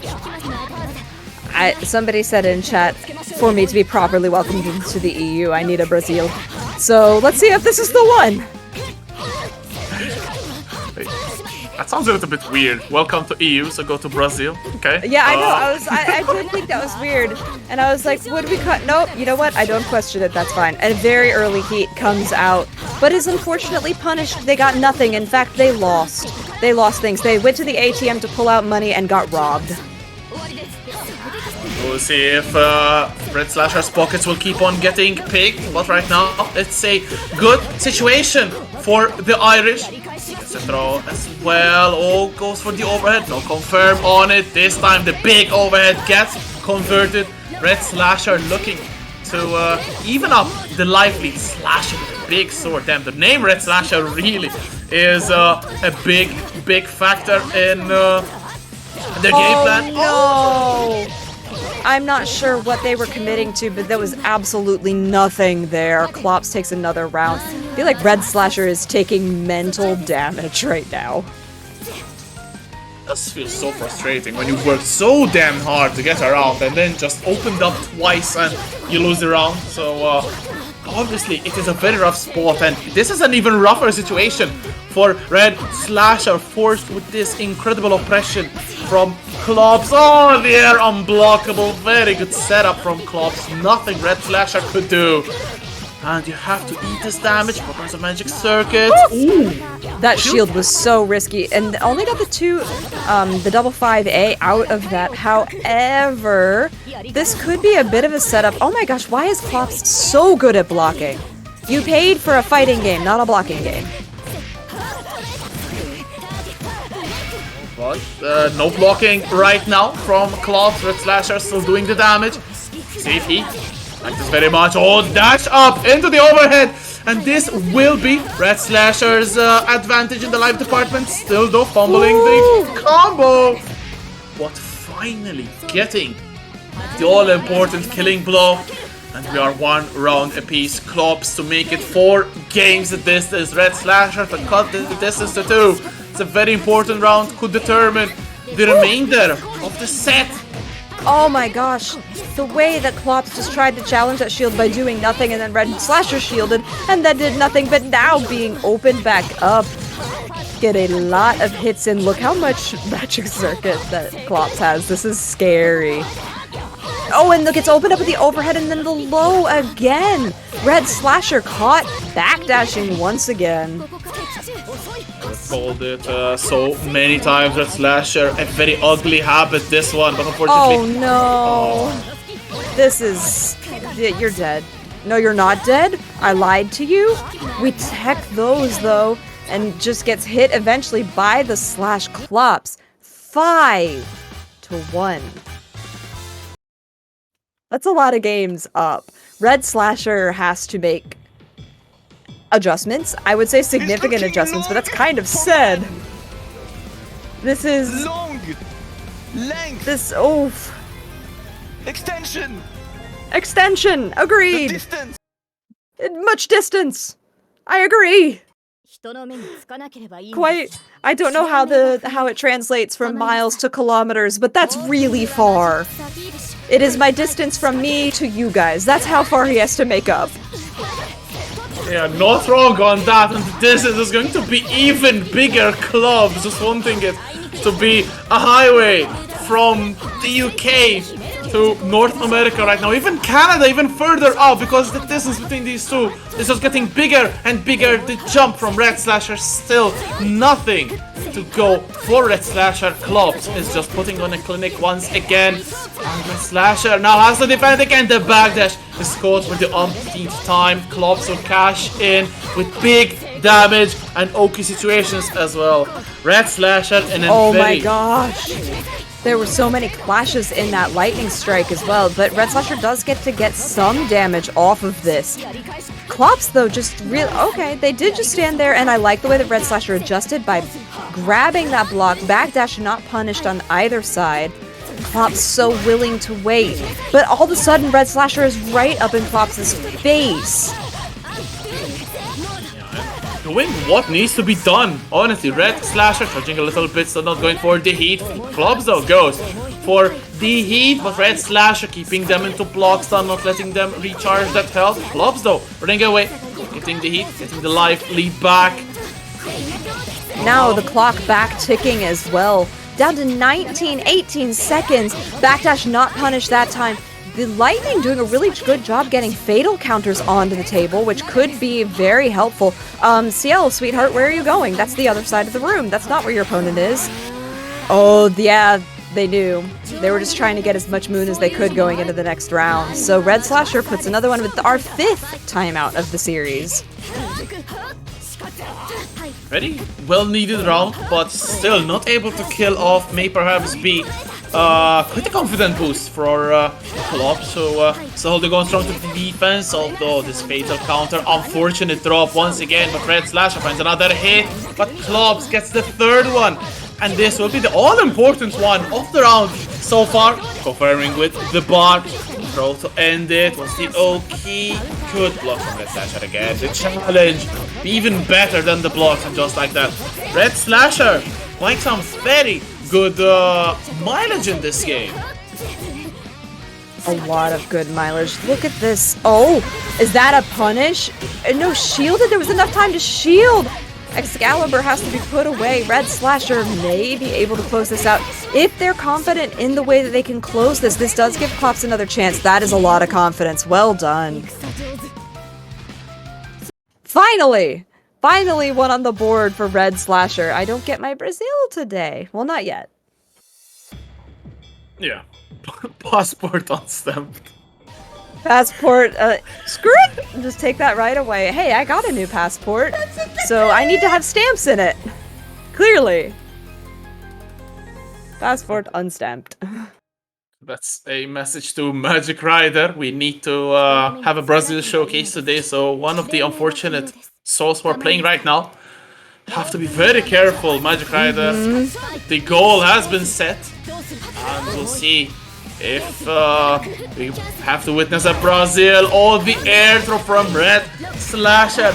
Such an important game that they won, because not letting Clopss get to that 6 mark is very important. Redslasher though, going for the overhead, good shield from Clopss, but the shield BC is victorious. Redslasher looking like a changed player right now. Good defense as well, the clash! Oh my god, but again, Clopss is the one who emerges victorious from that. Only for a little bit. Redslasher again doing the damage. There's so much damage coming out from Redslasher, and look at all of this. Clopss has got to... Now I'm just looking at Clopss like, where's the magic you had in the first 5 games? Where did it go? Because right now, they're the ones being caught out repeatedly. I would love to see more aggression, less blocking like that. That is exactly how you do that. Now, could choose to end this in the EX, and they do. And then with the very safe heat, because there was so much recoverable life after that. And then slides in between, but caught! Still keep on the pressure here. Redslasher, opting to go for the arc drive. Woo! And that kills you. Definitely kills. At this level of scaling, it gets a little bit nerve-wracking to see if your super will kill or not. Luckily though, Redslasher getting the kill, getting a very important round, which will let them probably dictate the pace for this next one. Clopss, not a lot of bar and not a lot of momentum right now. Redslasher, all important combo, could definitely set the pace. That I feel like Redslasher is setting the pace. And another clash too, I had said earlier that I'd like to see more things out of Redslasher in the air, and the lightning is doing a great job, because not only does it clash, it then allows Redslasher to have precedence in the next combo, which is great. Clopss is looking completely lost at this point. They may be playing Saber, but they're lost in a different episode of Fate, and it's not this one. Oh! Block! Big challenge! Oh, the clash from Redslasher! That was amazing! Picking the perfect time! And that's another game on the bounce. 2 in a row. Redslasher could be maybe smelling a comeback to come. I smell a comeback. Look at this. This is incredible. We were up 5-1, and in that time, Clopss has seemingly collapsed. And they're taking a tiny break before we get back into it. But we're already gonna start again. And I'm wanting to see more aggression out of Clopss, because that's how the first 5 games that they won were won, is because they didn't let Redslasher play the game. Don't let them play. Force them to block. Eventually it'll open them up. Although Clopss has very good defense, so that has to be said. Again, the backdash. This time Redslasher not getting punished for it with a bit of a stare down right here. And now Redslasher, once again, the one with the most aggression, opens Clopss up. Cannot confirm it, but they have Clopss in the corner. The clash favoring Redslasher again, who is once again riding all of this momentum. Some good damage. Look at the life going out from Clopss' side. There's just so much being lost repeatedly, and the adjustments from Redslasher, this lightning, has done wonders for their gameplay. It just keeps catching Clopss totally unawares. And then we've got one more setup. Again, scaling is such a thing, and look, there you could really notice the change on that forward momentum on that move from Powered Ciel. And what in the round start was that movement? Was able to easily challenge there. And we do have a little throw. This is the first time that Redslasher's been damaged this game. Yeah, perfect in round number 1, but this won't be the case in the second one. Although, still as you said, excellent round start from Redslasher. Shield B, wake up, Moondrive, bot gets blown up with the low. Redslasher here, commanding everything in this game. Again, the air throw with Moondrive, the conversion going to be big damage. There's 3 bars of Magic Circuits. Arc Drive potentially in the near future. There it is. Oh my gosh! Sajam! Sajam, it kills! Oh my gosh, Redslasher, just like that, where we were making jokes about the distance that they had to close. It closed. They got on some kind of bullet train space-time continuum teleporter, and they closed that gap. We're 1 game apart, and this could really go the distance. Yeah, it feels like Clopss is Cloppsing. Excuse me. I had to do it. That was a good one. I like that. He's Clopsing. A Redslasher looking like a changed player altogether. 3 straight games, and I'd hate to be in Clopss' shoes right now. Still in the lead 5-4, but damn, this is probably the most important game in the whole episode so far, because it may bring Redslasher level, and at 5-5, you can bet that Clopss would not be in a comfortable position, but right now still in the lead. Oh my god, again though, the Moondrive on wake up into the air throw. That's incredible. What I'm seeing out of Redslasher just seems like a totally different person. It's like they weren't even here the first 6 games that were on the board. But Clopss getting that aggression back, which is exactly what I wanted to see from them, because that was what was winning them rounds earlier. You have to make aggressive decisions against a player like Clopss, because sometimes you just get moon shielded, and then you get BC'd, and then you're in the corner, and then you're losing your life, and then you get thrown on top of the whole thing, just taking mental stacks of damage, and they're huge. You're probably gonna get thrown again after this, or you get EX, I'm not sure. But Redslasher certainly has the damage to clean this out. Oh, you get arc drived? Goodbye, sir. Only 2 calls Sajam for this one. That's going to be a kill for Redslasher, who is 1 round away from equaling things up. It was 5-1 at a certain point in time, but now it's only 1 round the distance. Redslasher keeping the distance, but Clopss chooses to engage, and in the best way possible. There's 4 bars of Magic Circus. One of them is spent. We will see an Excalibur in the near future. Frame kill to keep on the pressure ramping up. Beautiful big throw again from Clopss. The instant overhead is blocked, and Redslasher though still finding the spot to take back the turn. And now Clopss being pushed back in the corner just like that. Redslasher is making it look so easy. Yes, and I'm surprised. Okay, there it was. I was surprised that Clopss wasn't taking advantage of the backdashes that Redslasher was doing. There's the Excalibur that you called out earlier, but Redslasher had stopped backdashing as aggressively, and that was giving Clopss a lot of opportunities. We do get the A counter on the shield there, so this is the opener for Clopss. But again, Redslasher, if you could stop backdashing aggressively, that would be super cool.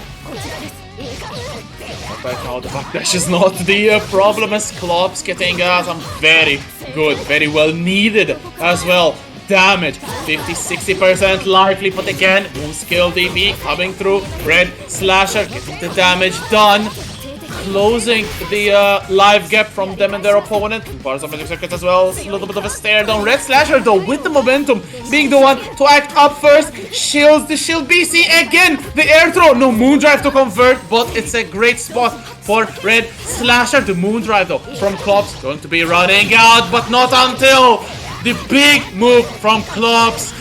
There's an Excalibur in the near future, and it's going to be dead. Clopss with a vital round and vital game in the process brings us back to 2 games separation and potentially final game for Clopss to win. That was necessary for Clopps's mental stability. We talk a lot about mental stack in fighting games and how oftentimes, especially when you've just lost 3 in a row, and not just lost close. It wasn't 3-0 and it was close. It was 3-0 and it was very, very far in Redslasher's favor. For Clopss to be able to take that and see that victory is so close at hand, it's important for them because now they have the positive behavior reinforcement to make some very aggressive decisions. The objective is very within reach for Clopss, so they'll be motivated, but Redslasher is also motivated.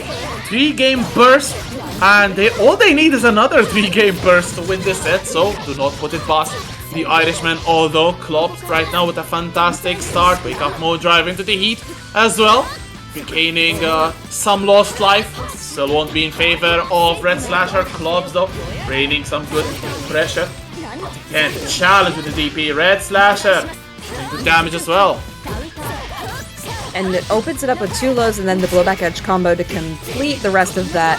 I still really like this combo from Redslasher. It's very efficient and then baits the heat out of Clopss, something that got them in a lot of trouble earlier on.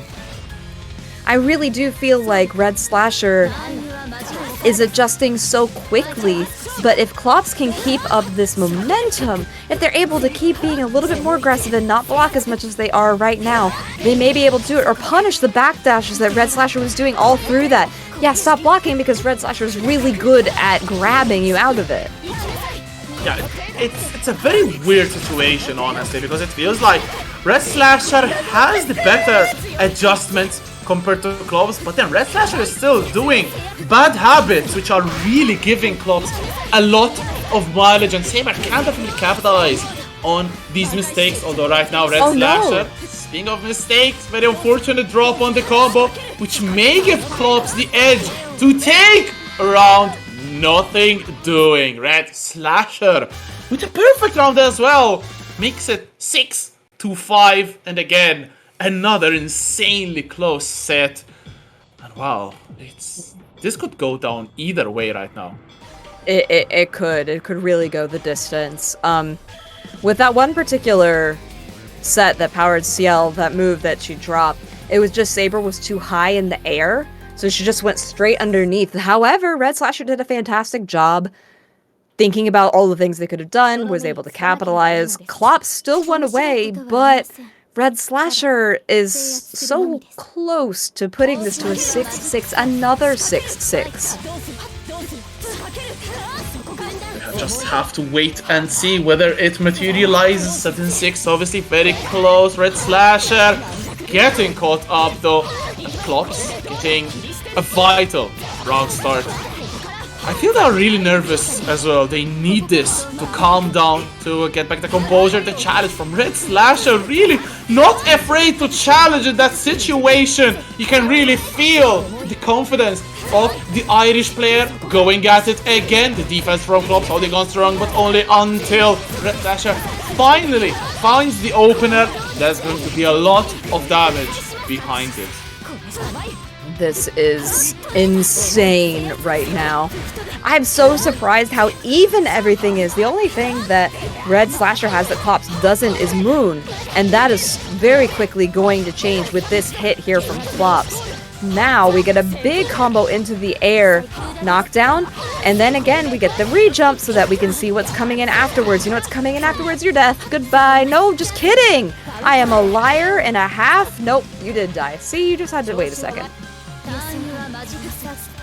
So that means Clopss is now on set point. Only one round separates Clopss from the first of 7 with Magicrider, but Redslasher is a changed man, so it's not going to be easy. Oh, the moon drive just baits out the heat activation. Redslasher will lose all of that precious juice to fuel their comeback, and Clopss looking as good as ever. Weird interaction. Redslasher still deciding to go in, does not want to wait it out, perhaps trying to regain the composure. Again, a nervous backdash, but this could start things. Good hit, can't really convert, but there's the air unblockable. Redslasher. Oh no. This is a big, oh my gosh, but just like that, it turns around with a grab. Saber was going to grab again, the aggressive heat to try and keep Redslasher in the corner. But now it's Clopss who's stuck in this corner. We do get the Moondrive activation, which is unfortunate for Redslasher because that means that Clopss will be moving on after that absolute insanity of a set. So we had 7-6, 7-5, 7-5. We are going the distance. My wonderful EU friends, I hope you have coffee, tea, energy drink, something, because we still have the main event left in this tournament. The main event about to come, and honestly, who has been following the European scene has been really craving for a long set between Magicrider and Clopss. And ladies and gentlemen, we got it. First to 7 about to come up right in the span of a couple of moments. So shout out to everyone who has been part of this amazing first card of revamped Melty Blood Wanted. And it's within touching distance now. Redslasher almost ruined the plans, almost foiled us this amazing set, but Clopss Almost. holding on strong, the mental coming through, and it's going to happen. Magicrider Clopss first to 7 in mere moments. I can't wait. And while we wait for them to get set up and everything like that, once again wanted to shout out our Matcherino, which has $125.15 in it. Thank you to everyone who has donated. You used every code. Every single one is gone. But if you want to do any of the sponsor quests, they are certainly appreciated. But if you also want to donate, we appreciate that too. But thank you again for all of these spectacular Matcherino donations. And we also wanted to let you know that it's September, and Damascus put out their September goals earlier. And can we please look at these goals? Like, they're the best.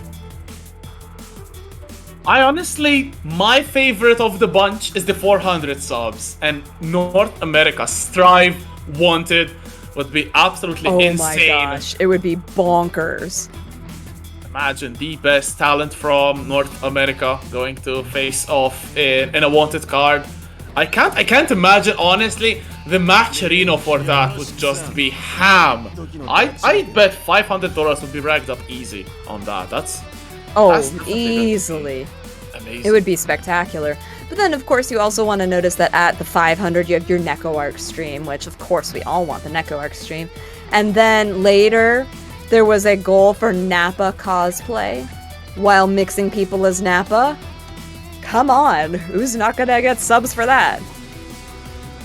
Can't imagine Damascus yelling mix while dressed as Nappa, while playing Nappa. I can see this very easily. I'm here for it. But let's also, real quick, if you want to be part of the Wanted event, all you have to do is type !Discord into the chat. Ta-da! Join the community with this fun, cool little video.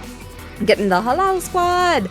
And then when you select your roles, you can get the access to anything, any of the channels that you are interested in, like Strive, Melty, BlazBlue, DBFZ, Street Fighter V, KOF, so on and so forth.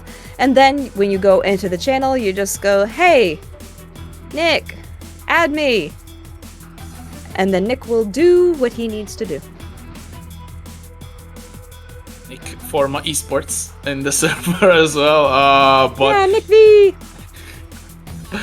And if you don't want to sign up but want to get really invited picked by really get brute force your way through to Wanted, there are a couple of qualifiers. There's Lunar Arena bi-weekly on Saturdays 6 p.m. and Womble Wednesdays every Wednesday at 8:30 p.m. CET. A little bit of a late start, but it's definitely worth it, where there are the qualifying tournaments. Get first spot and you are featured in the next Wanted. Sounds easy enough, right? It's not really, because the competition is honestly insane, but yeah, try your shot. It's definitely going to be brilliant stuff. And the qualifier actually from the tournament, from Lunar Arena, is Clopss, who has made it all the way to the final set. So emulate your best Clopss impression and win that tournament, win your 2 sets, and book a spot against the champion of the Wanted for a chance to win the Juicy Juicy prize pool, which today stands at $125. Damn, that's a week's lunches right there, paid off. It is, and I heard the sound. That is not Alco. That is Michael Roa Valdam Zhang in the background that we are going to start with. Yep, so Magicrider I'd say this is the main character of Magicrider, who plays the whole damn cast.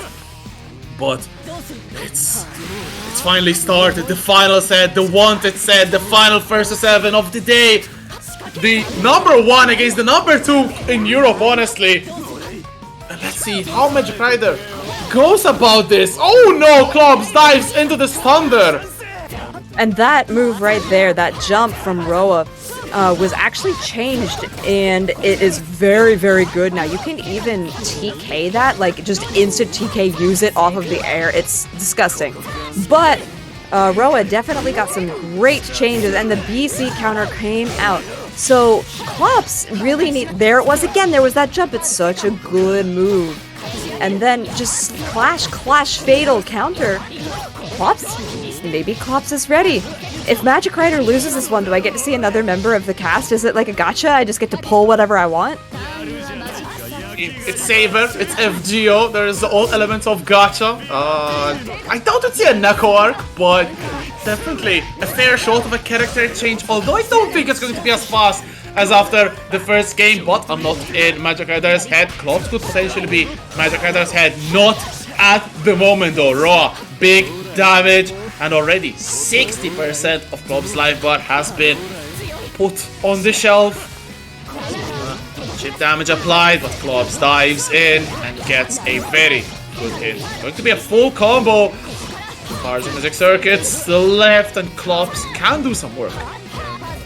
I like the way that Magicrider was using a lot of Roa's long-range, full-screen moves there. And then that did force Clopss to come in, but I feel like that's kind of what Clopss wanted. Look at all of this damage that's coming out right now. Magicrider just hasn't been able to use anything right now. Oh, they do get the blood heat, and it was baited because look at all of the damage. Clopss is the first one to put one on the board. Yeah, and starting off with a fantastic round number 2 there from Magicrider, but still Clopss was able to take them down and kept the round for themselves, and game number 1. Fantastic opener for the challenger. Remember, Clopss has been in 13, 12, 25 games so far. This is Magicrider fresh. So it's a lot of games. A big warm-up, but potentially we could see exhaustion being playing a big part in this one. So it is in Clopss' best interest as well to close this out as fast as possible, if they can, obviously. Magicrider is no easy climb. This is, oh my goodness, so we're already opening up with a lot of pressure, but not a lot of damage. Because, unfortunately, for Magicrider, Clopss has been doing such a great job blocking this entire time. Oh, we did get the shield, nothing came out of it. And even the EX, just the backdash, get a fatal counter into the air. And this is the first significant damage we do get out of Magicrider. Knockdown comes out, and then just the over-under. Just a little mix. I'm mixed. We're all mixed. This is a very strong round for Magicrider. It needs this to keep on. There's the grab. One final grab can take it. And Magicrider hearing me and obliging. Very strong round here from Magicrider. The first that they got in this set. There was no doubt about Magicrider actually winning rounds. We'll see if they will win some games though. Dashing just short into Clopss' face, who will burst on offense. Unfortunately drops the combo, but 3 bars of Magic Circuits locked and loaded. Good throw from Clopss. The overhead beats the low shield. That's going to be big damage as well. This is detrimental for Magicrider right now. Almost a 4.6k combo. That's such a huge portion of Roa's life. And gets a fatal counter in the air as well. Clopss puts one on the board. Right, so Clopss really replying in kind, telling Magicrider, hey, if you want to dominate a round, I need to dominate my own as well. But now it's going to be 4 bars on each side. Actually, Magicrider spending 1, but very good usage to that. Big damage, putting Clopss in the corner, and we're seeing Magicrider actually going for these throws so much in these early phases of the game and giving them very good edge, getting the launch, big damage, final hit, could potentially decide this big punish. Oh my goodness. What a huge punish. Yeah, that is absolutely going to kill, no questions asked. 1-1 now. And this is very interesting. So Saber, we mentioned earlier, has 1200 health now. So Roa only has 11,700. 11,700. So there's a 300 health differential. So Magicrider actually does have to work a little bit harder to get more health off of Saber. It's just something to keep in mind as we work through this patch, since that wasn't a thing that we had to think about before. Exactly. I am still a little bit conflicted about uneven health bar, especially since it's not on launch of the game. It has been patched in, so it's a little bit weird, honestly. But health values make sense, like the single mates having more than tag mates, definitely a very reasonable change. Neck arc having just 10k is even more of a good change because she dies quickly. Yeah, the whole remainder of the cast may be a little bit weird, but right now Magicrider does not care for the extra health that they need to take off of Saber because they are doing a very good job, and then there's a throw, not enough to kill! It is now. So nice they do it twice. And with a perfect 2, I love that. And again, starting this with just the full screen options, preventing Saber from coming in, and then meeting Clopss in the air, gets that fatal counter to start it off as well. The low, high, low, high, low, what you gonna do? Full screen option. And then a little charge too. I love when people get a sneaky charge and it's almost like a taunt. It kind of feels like your opponent is really challenging you, like, come over here, I really want to bash you in. And Magicrider, definitely their intentions are clear-cut. Clopss, though, trying to cut their opponent. Look for blast frames, high shield. Called out the intentions, but Clopss really holding back on the trigger. Oh wow, and the shield punishes that jump in from Magicrider. I like this, but now the moon is out. Magicrider still had a little bit of theirs left after the hard knockdown is what I'm really interested in. Okay, blocking, overhead doesn't happen. And aggression out of Magicrider. I would be interested to see if if a throw comes out, because again, Clopss is blocking a lot, and the answer to block is honestly just throw. And then tech after that, very smart from Magicrider. Really love these throws coming in from Magicrider. Unfortunately, Clopss getting opened up. There's 2 bars for Magicrider. One touch may blow up the Saber player. Will we see a throw? No! Clopss gets opened up, and that's going to be the game for Magicrider, who is now in the lead so many times. We've seen someone get game 1 and then losing the game 2 and 3. Magicrider 2-1 up, and yeah, looking extremely dominant in both games that they won. Those throws will definitely do a big psychological effect on Clopss. So we'll now start maybe trying to take those throws. Magicrider will surely place a couple of instant air backdashes and punish Clopss for not wanting to take the throw. I'm glad that you brought up the throw, because something that Clopss did both in both of the matches that they played previously against CC and against Redslasher was a lot of blocking, and it wasn't being called out effectively. And Magicrider will just walk up, not even dash up, but just walk up throw, and is forcing Clopss to reevaluate that situation. And like you said, is really just getting some mental damage onto Clopss as a player, because they are just not being they're using the blocking well, but when they excel is when they're being more assertive and aggressive in their actions, and Magicrider is so willing to wait that out, or meet the aggression. Yeah, very well said, honestly. And Magicrider is the one who is more willing to go for these throws. Clopss is, by all means, really going for a good offense, but maybe does not lack the killer instinct that Magicrider has. And Magicrider going for these throws repeatedly, even if they'll end up, like, feels like they are spamming these throws. That is what you need to do to win. And if you notice, a pattern that your opponent is missing out, or a weakness in your opponent's game plan, you need to exploit it. That is the nature of fighting against, honestly, finding one weakness and playing around it so much that you can take the victory off of one single bad aspect of your opponent, no matter how strong they are. And Magicrider surely making a very good example out of Clopss, who will now have that in the back of their mind lingering. Will they go for the throw? Will they keep on the pressure? And that could do, honestly, a lot of harm for Clopss' game plan going forward.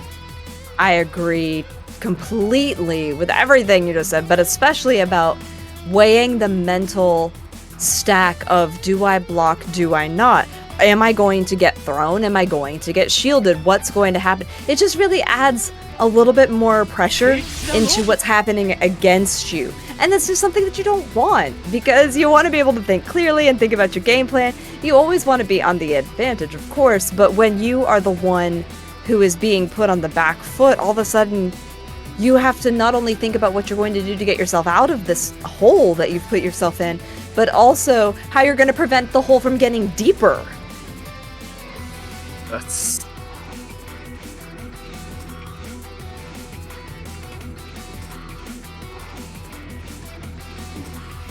Alright, so Melty Blood is melting, unfortunately. No!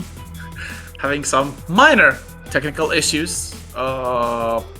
Players will be restarting their Steam, so hopefully we manage to still bring up the set continuation, because I think this is too much godlike Melty Blood for Steam to handle. We've been 3 hours Obviously at this, and Steam has taken its toll on Steam, but it hasn't taken its toll on us, because this is some very fine Melty Blood we're witnessing right here tonight. It is wonderful Melty Blood, and if you haven't been able to catch the other 3 matches and you just tuned into this one, please go back and watch the VOD of the other 3, because they were spectacular, especially if you are an Akiha, a Mash, a powered Ciel, Saber player. You've got a lot of gameplay that you can go parse through to see what you can do differently, what combos you can do. There's a lot going on there. Yeah, honestly, you'll be doing yourself a favor if you go back and watch the replays if you've missed out on them. Even if you watch the games, just go back and watch them again, because it was so damn hype. It was some of the best Melty Blood I have seen, honestly. Speaking of, though, it's been an amazing month on the dot almost for Melty Blood. That top 8 at EVO, though, was just... Oh my gosh, it was so good. It was so good. It was crazy, like, getting to watch all of that. It was neat too, because the only part that I did not get to commentate was the 12 p.m. pools. So I got to see a lot of people's paths, starting from pools all the way to top 8 and how they made it there. And then I was very fortunate that my commentary partner, Brett, speaks Japanese. He's a fluent Japanese speaker, so he was able to interview all of the Japanese players, and I interviewed all of the English-speaking players, blah, blah, there we go. And it made it so that we could have this really personalized experience, but gosh, the gameplay was ridiculous. Like, who thought that friggin' Hisui was gonna win the entire tournament? Sounds incredible, and the run that Jin had was absolutely amazing, and seeing people the likes of Scrot being a loser so early on as well was really unexpected. Is a big word, because they were the losers as well in Combo Breaker and then just swept up the whole bracket, but still, like, it was was amazing stuff. Like even seeing Kiri coming out of nowhere with the Noelle and delivering an amazing performance. Noelle is one of my favorite characters to watch, and definitely a sublime showing with for Kiri with that Noelle, and a lot of character representation as well. Unfortunately, there was no Akiha to talk about, but no, not in the end.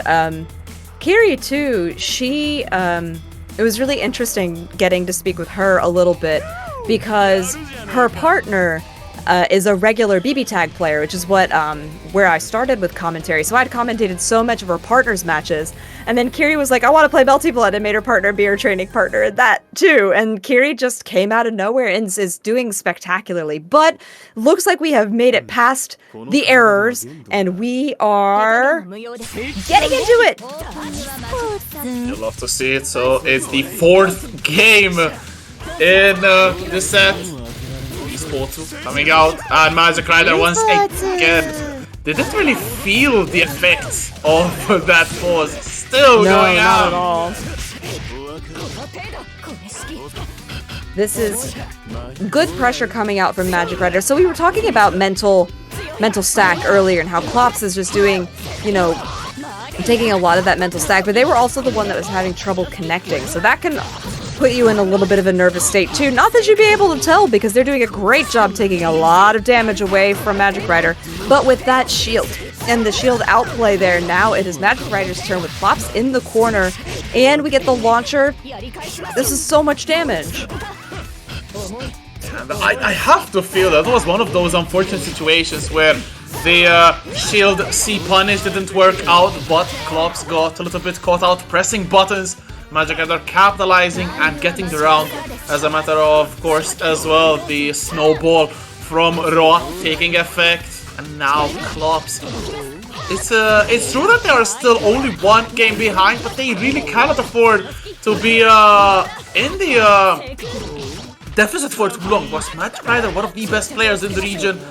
Can definitely take all of this momentum and run away with it. Clopss needs to reply with every single fiber of their being they got, but Magicrider right now storming, air unblockable, charging a little bit, middle of the combo as well. 4 bars of magic seconds for Clopss, getting bashed in the face twice in a row.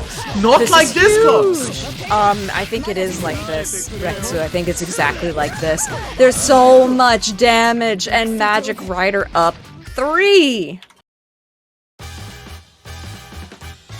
This is bad. That round, like, I could have sworn I would have like been like, and the round was over. That's you did. That's exactly what happened. Magicrider, really phenomenal stuff right there, and not a chance for Clopss to do anything about it as well. That is the most scary part. It's not like 3 wrong guesses in a row. There was just 1 single guess which Clopss got wrong, and that's the round and game as well. Magicrider, 3 games straight. The pause did not have an effect on the Frenchman's momentum, as he is literally storming them, literally with lightning as well, to back my words. Yeah, Thunderbolts and Lightning are very, very frightening, and look at all of the ridiculous mix coming in. It's just so crazy the way that Magicrider is able to push Clopss into these very scary situations. Great blocking though, and then the EX Edge invincible counter. What a way to change it back in your own favor. Throw him again. I dare you. Nope, we don't have to. There's 2 throws in a row, but now Clopss is taking unimaginable damage right now. They did manage to block, and they blocked the incoming as well, but a throw, again, throws are such a powerful tool in Melty Blood. Yeah, almost got the unblockable air unblockable setup as well, missing it, but still not missing the round, and Magicrider looking unstoppable at the moment. Clopss still put back on the defensive side once again, trying to get something going. An air counter hit could be the opening that Clopss really desperately needed. Almost 3 bars of magic circuits, carrying Raw towards the corner. All of this pressure going in, and we'll see if Clopss goes for those throws. There they are, 1 of them, 2 of them. Will we see a 3rd? No way. Yeah, Invincible Reversal is also a very strong tool in this game. Get in my corner. Oh my gosh, what a way to do the Moondrive into the shield. But Magicrider is never deterred. You just can't stop this man. The throw into the corner and then just absolutely demolished by the overhead as Clopss was just crouching in the corner. Caught, nope, shielded, out of there, and then puts himself back in the corner. That's so risky, Clopss. Why would you do that? Ah, because they had a fatal counter hit in their mind, but there's the heat coming in. Magicrider does not want to give up this round. Clopss, though, neither goes in. Oh my god. Are you serious? Really? You backdash and then you come in with the overhead? And like that. Like that. We're 5? What is that? 5? 4-1. 4. Okay, I was like, can I count? No. Maybe. Oh my gosh. I think Mewi was never a more Mewi. Oh my god, that's so good.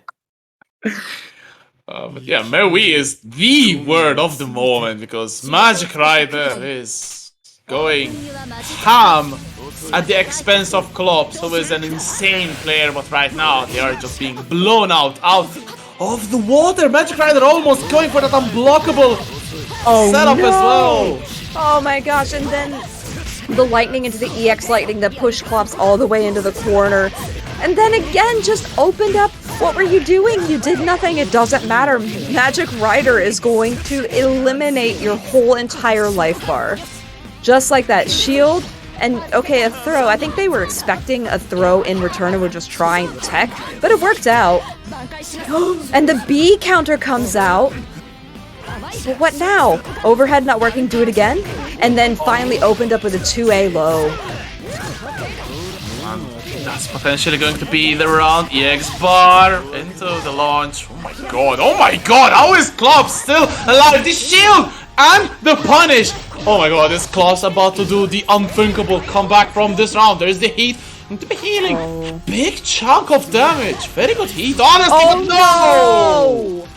Not dead, but oh my gosh, the wake up, the low afterwards before Clopss could completely recover. That's very big, but Clopss still not deterred. I don't know, the Magicrider just got another count of Magic Circuit back and is so patient. Just waited. I think they were trying to just run up throw. Oh my gosh, just chopped. Magicrider is built different. It honestly feels like that. Magicrider is just calling out everything that Clopss is going for. There's the unblockable though. That was surely not called out by Magicrider. Clopss will enjoy. Finally, some good offense, but there's the shield, the clash. No. Magicrider rides on out of there and Clopss is in trouble. That's just like Clopss that. is in so much trouble. Oh my gosh, and the thing is too, the second that you stop low blocking as Clopss, you're hit with the overhead, so you stand up and then you're hit with this mix, which is absurd. Clopss is only building Magic Circuit because he's not been able to use it. Moondrive. Okay, do we get a throw coming in, or we just get an overhead? There's the overhead, baits something, just movement out of Clopss, and then opens up with a low. We've almost got 3 bars. He could finish it with an arc drive if he wants to, and he does. Now we're at 5. Magicrider. What are you? How do you train? Do you lift 5 times a day? How long do you run for? What is your regiment? Because this is ridiculous. It's honestly borderline ridiculous, as you are saying. This is Clopss who has, okay, not gapped, but still beaten 2 of the finest players in the scene, CC and then Redslasher, only to be being picked apart by Magicrider. It is 5-1, and these two played yesterday in Grand Finals. In Winter Finals, it was 3-2 between these two characters. In the Grand Finals, Magicrider destroyed Clopss 3-0 with the Aoko, and the Aoko is not even in play.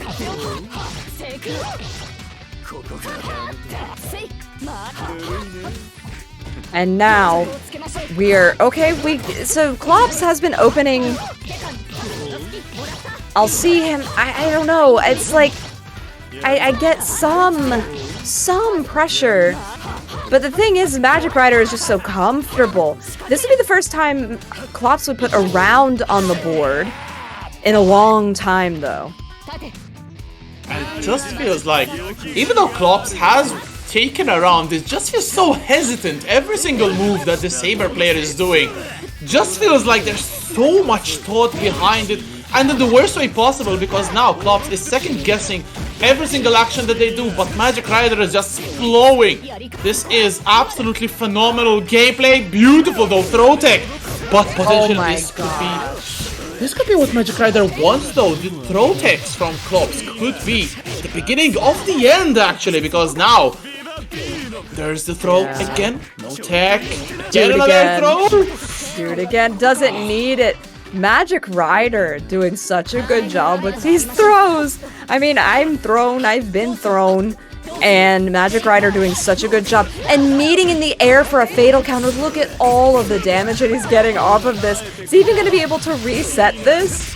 He does have the moon if he wants to do it. Nope, just jumps again. Oh, and I love that it looked like he was faking out the grab, and then Clopss went for the grab, but Magicrider went for the empty jump and was able to capitalize. This is a two-touch kill.